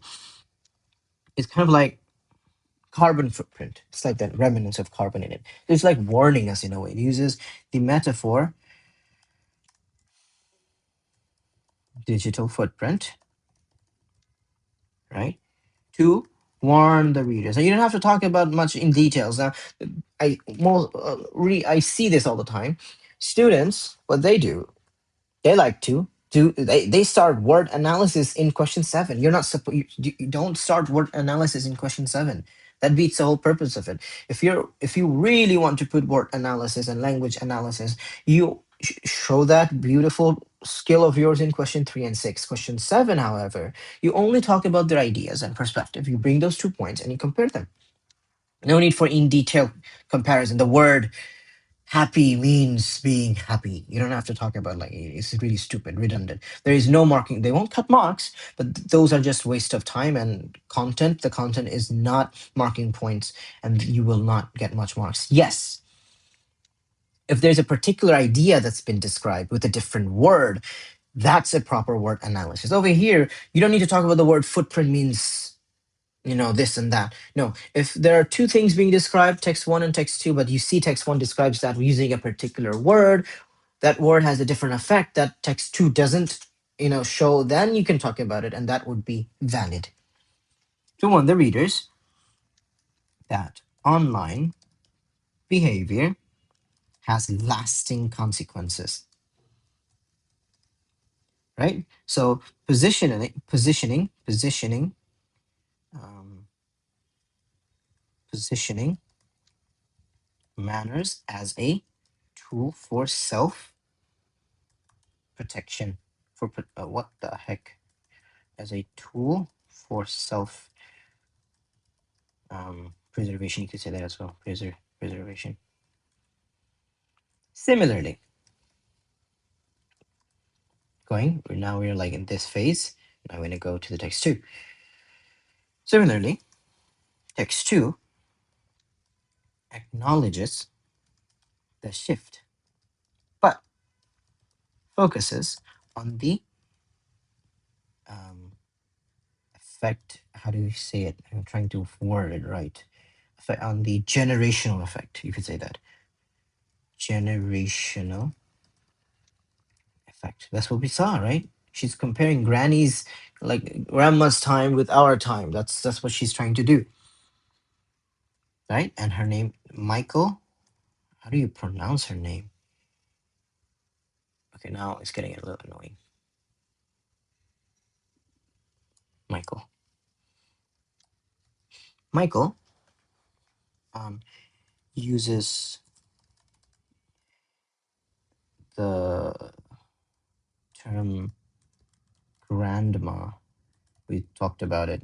Text 7 is kind of like a copycat of text 3 and 6. So if you find good points over there, you just bring those points together, merge them together, talk about the similarities and differences, and ta-da, you get 1 mark. Not one mark, like you get a paragraph, and you're gonna get marks. Now here's how marks go. You have 3 paragraphs. Each comparison could score 1 mark, 1 mark, 1 mark, 1 mark. So, like, I don't know if it makes sense. For text 1, all the points you're making, it could score a total of 1 mark. Okay? It could score a total of 1 mark. Similarly, so say if you make very simple points and the points are right, you can get 1 mark here. And similarly, if you do something like if you write something good over here, you're going to get 1 mark over here if it's valid comparisons. If your comparisons are discriminating, you might get discriminating. There goes my weird accent.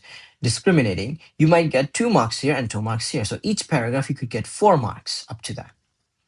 So if you write 3 paragraphs, you're going to get, well, 2 times 3, which is, no, sorry, you can get 4 marks. So 4 times 3, you can get 12 marks for just the body paragraphs.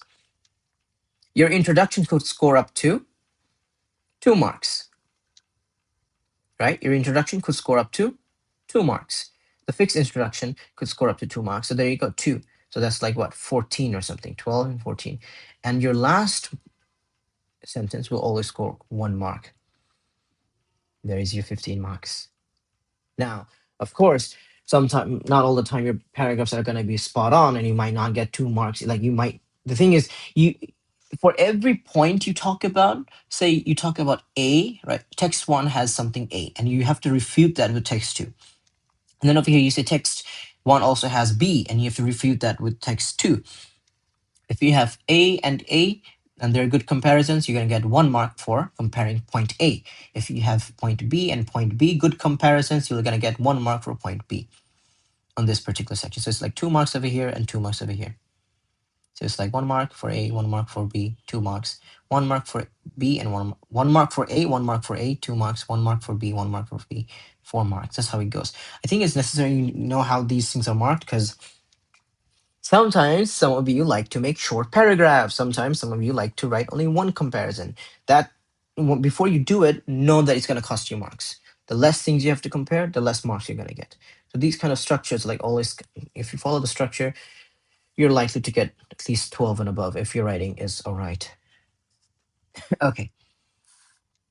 Grandma as a symbol to represent what should representing the old school rules of handwritten notes. We can say that handwritten notes. Is it repetitive? No. Make sure you don't repeat stuff. Then the examiner is going to think you just copied it and you might not get marks. Okay. Now we're going to start comparing a little bit. Unlike text 1, right?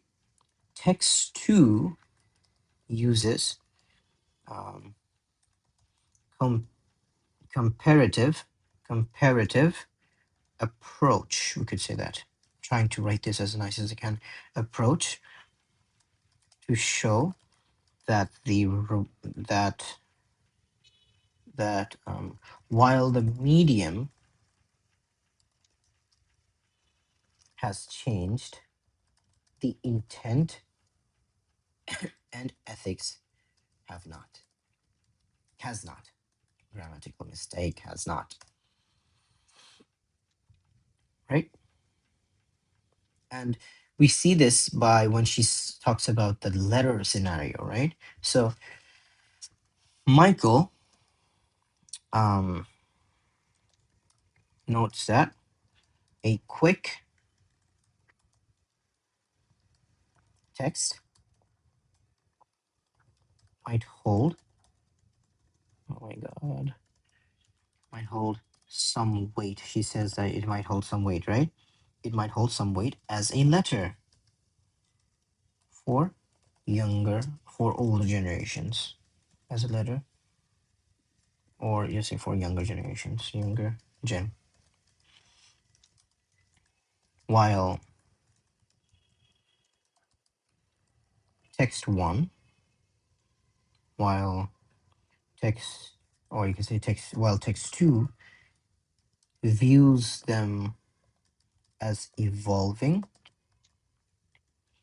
text evolving expression were used in alliteration of, she said they like authenticity.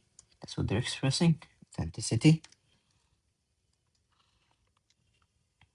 Text 1 sees as, now we're gonna link something, eroding, use that word, and I'm gonna use it as well. Where was it? I keep losing it. Oh, I have this magical erode. I love it. There it is. Erode it. S sees as our personalities and opportunities eroding. That's the stark difference between. I sound like the Tweety Bird from Looney Tunes. That's the biggest difference. Okay. Comparative. Okay. Now we see the word kindness and respect repeated, right? And I'm gonna do this. Respect. There it is. Respect. And the word kindness has also been repeated. Kindness. Oops. Kindness, they have been repeated. Okay. But their purpose is a little bit different. So we're going to say both texts discuss the importance of kindness and respect, but they do it in different way, or you can say they employ different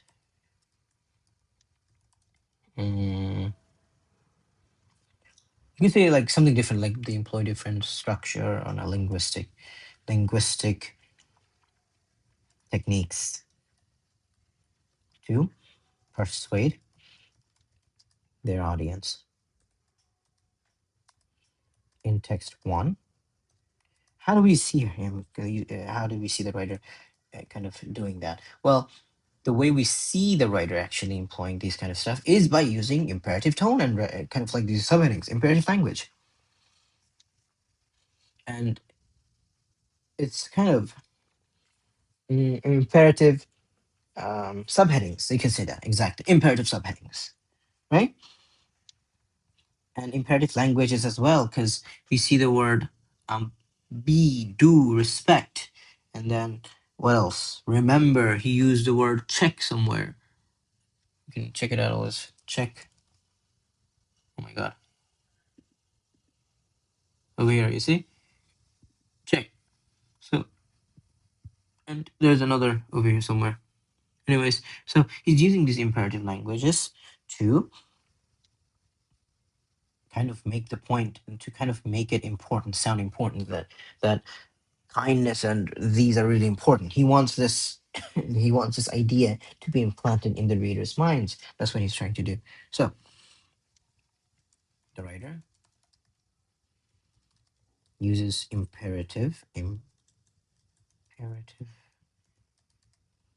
language and subheadings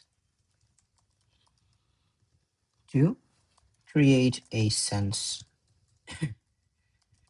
of importance and order. The use of verbs like respect and check acts as a catalyst, no, as a firm reminder.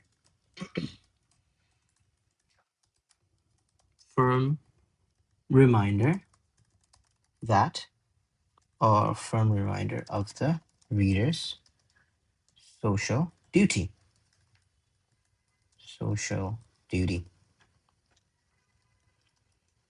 And we saw, I'm gonna search for it again. I know the word, but I can't remember where it was. It was, what was it? No, it was not in the text.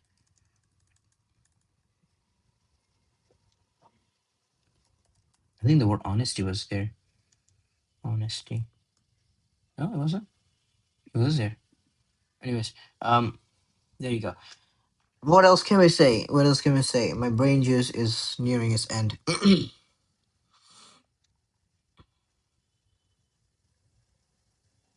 Okay, we can do something else. We could say,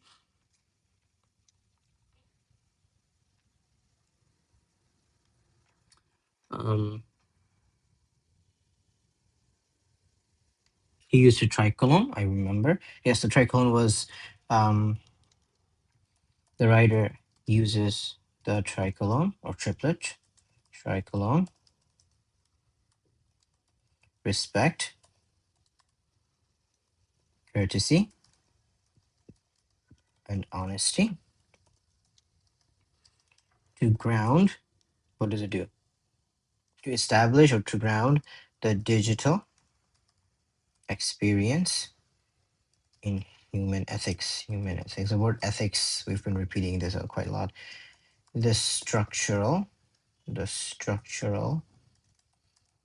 approach suggests that good manners are a, what can we write? Disciplined.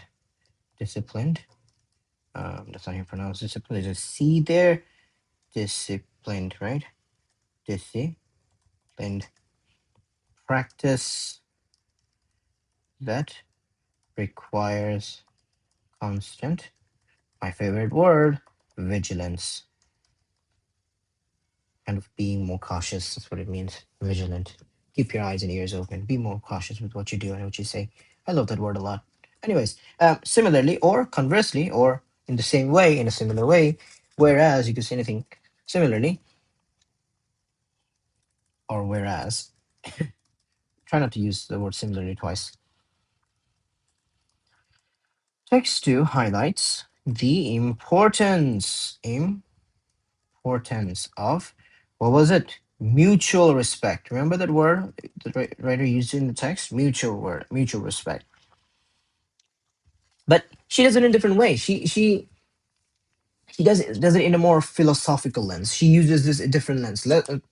Writer one sees this particular matter as a sense of urgency. He sees it in a psychological manner, whereas writer two sees it in a more physiological, physic. Um, what am I saying? Writer one sees this change, and he talks about it on a psychological note, and Writer 2 talks about in a philosophical.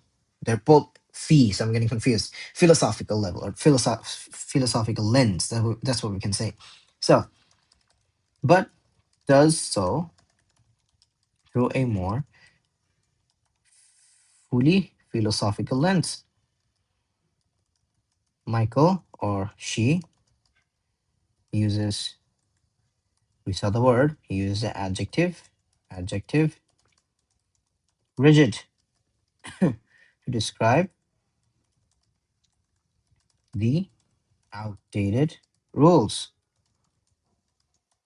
Implying, what does it imply? Implying that old fashioned etiquette, there you go, there's a spelling, etiquette, rigid. It could mean something rough, tough. So I guess we could say can sometimes become a barrier, be a barrier to genuine connection. That's not how you pronounce genuine.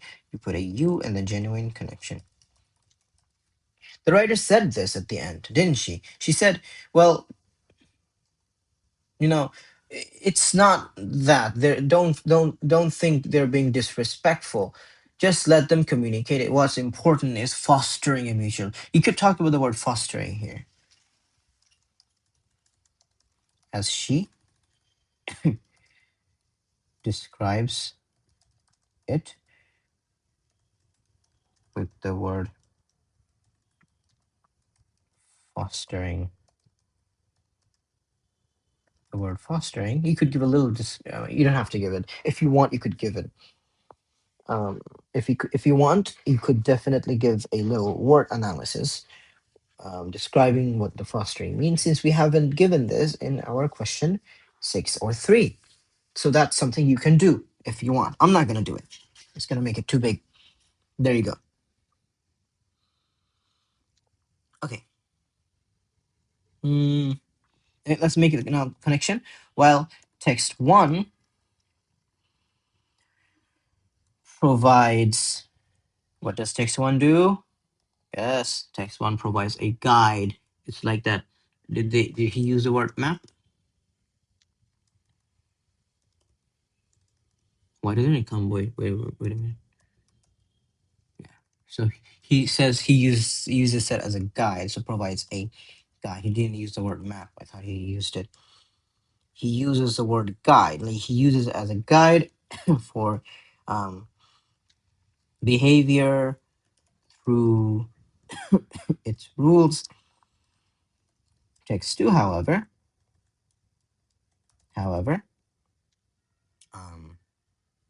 provides a mirror for the. This is actually beautiful. Yes, we could. Oh, wait. This could be really well. Wait. Text 2 could provide. We could say this. Text 2 provides a mirror for the readers to reflect their behaviors. Reflect. This is a banger. Reflect on their behaviors or own attitude on their.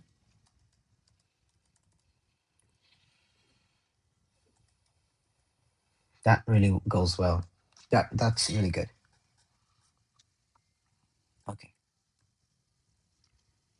Para 3, this is a little bit short. You can write more about it, but you could talk about, how she talks about the foundations and all this kind of stuff. Okay.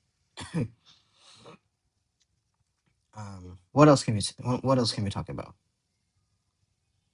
Mm, Now let's talk a little bit in detail about the tones, right? We can talk about how they do it. Um, so we can say both texts. Um, let's talk about different. Let's talk about their advantages and disadvantages. This would be our last paragraph. Both texts focus on the effects of social media, but their level of emphasis varies significantly. Text 1 focuses on the disadvantages in behavior. Or no, disadvantage, what the hell? Disadvantage in behavior focuses on the negative effects on personality, and behavior. And that's the proof. We know that for a fact. Why is this in page 1? We saw that when the writer was saying,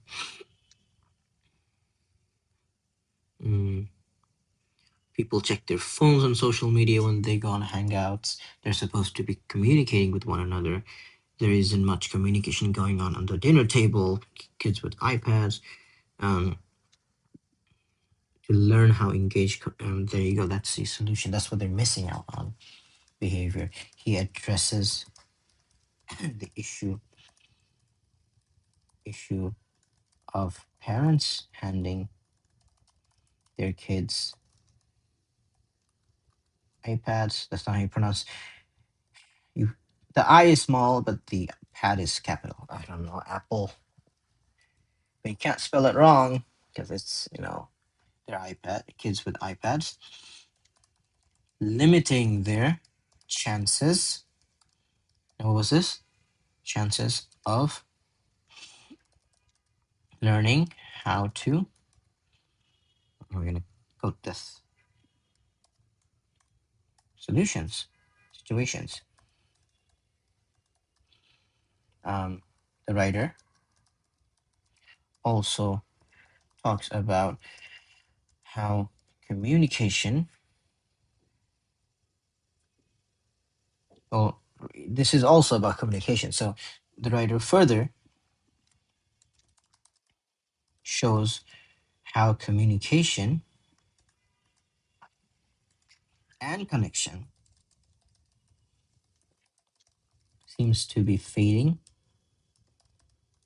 amongst adults, like when going out with friends. He states the statistic of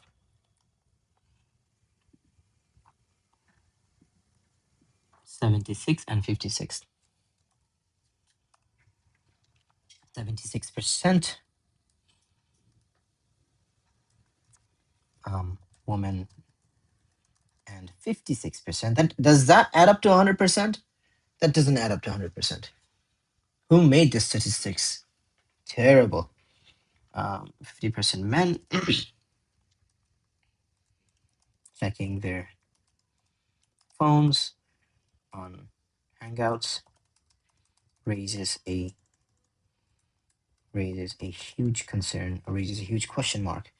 Huge question mark on how dependent we have become on social media and how it controls us.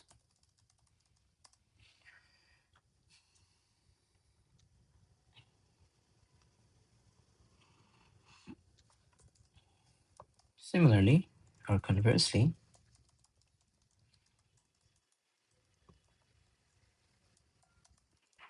text 2 also shines light on the modern effects on people due to the social media. And both of them talked about grammar, punctuation, didn't they? Text 2 talked about it.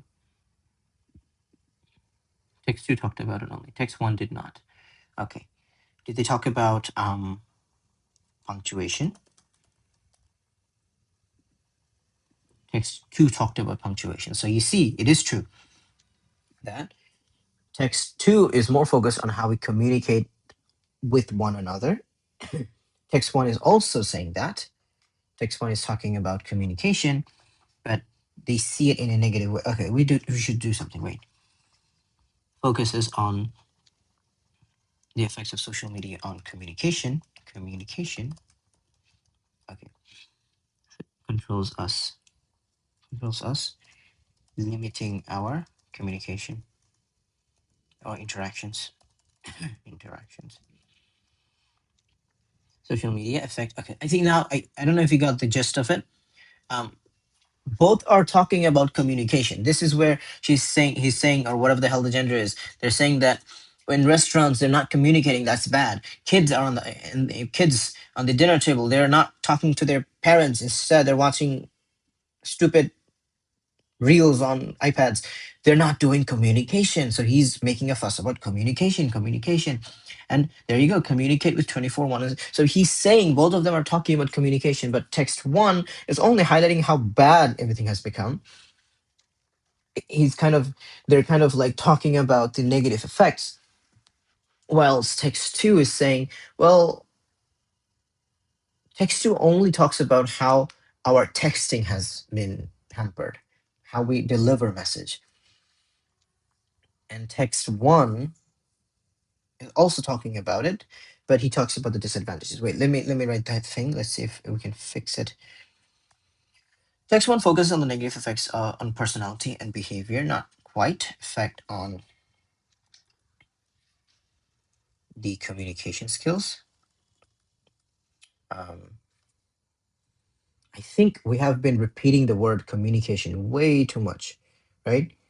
What other synonyms of communications are there? Communication, connection, contact, interaction. You could say effects on the negative effects. Text 1 focus on the negative effects.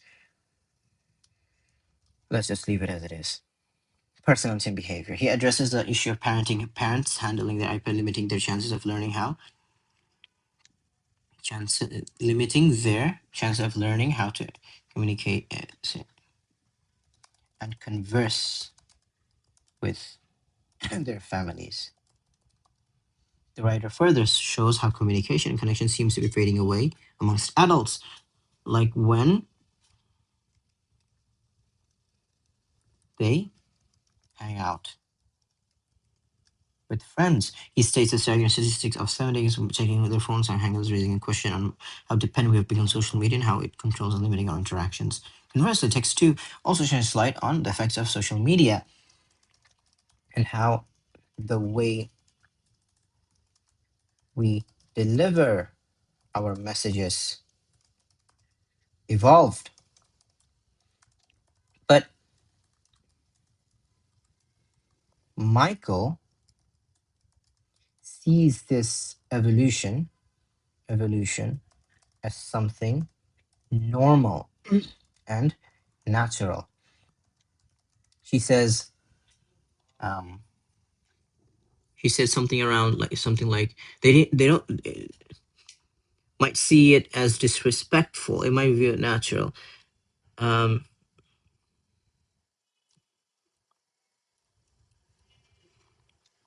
Yes, so she's saying that the older generation sees this as disrespectful.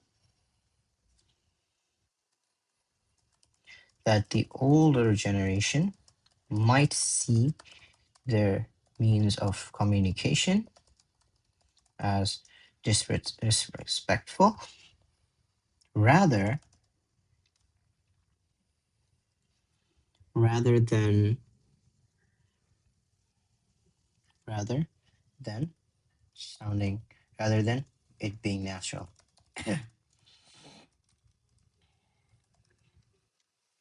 Right?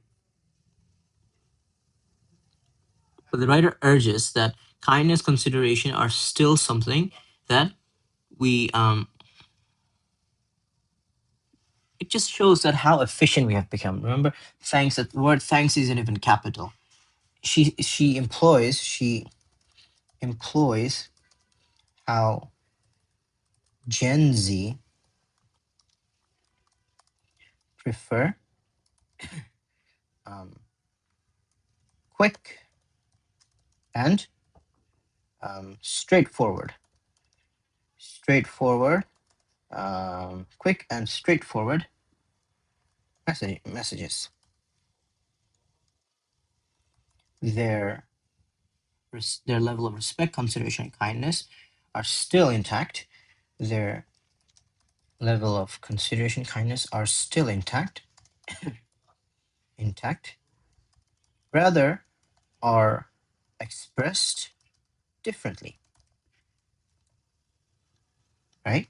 No longer we bow our heads and reach the feet of the elders and bathe ourselves with that water. Nobody does that anymore. Just a thank you is enough. That's what she's trying to say. As long as, and she puts emphasis, while text 1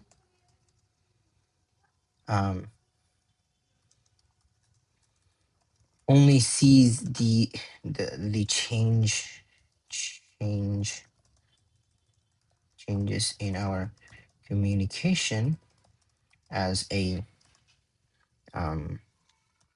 threat to morality and good ethics. Ethics.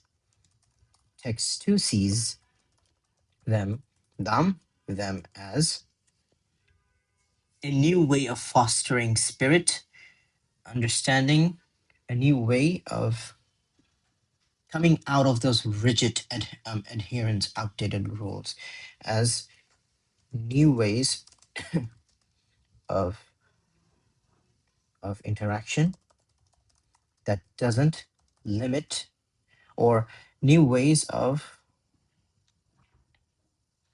that doesn't limit wait, I'm trying to get to the point. I think you know what I'm trying to do, but I'm doing a terrible job. This is what happens, every time you write good answers at the end, you just lose all energy. Goodwill and ethics. Text 2 sees them as new ways. Text 1 only sees the changes in our communication as a threat to morality and good ethics, while text 2 sees texting with emojis that was in the text as a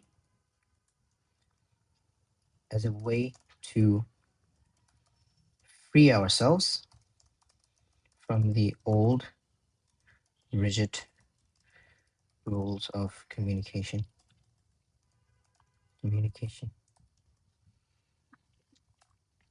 And you would end, this could have been way better, but time is scarce, and that's how you would end your text. It could have been bigger, definitely, but this is more than enough to score at least 12 marks. It could have been bigger. Like, I could have really worked on paragraph 2. This looks like it's so childish. Like, look at this. All of them are so big and this one is so small. But there you go. This was the solution of question 3, question 6, and question 7 of the most recent. That concludes section A of the most recent. I'll write this in headline. November 2025 English. You guys are English language B, right? English lang B. There you go. That sounds really redundant. Let's not do that. Yeah, just that's more than enough.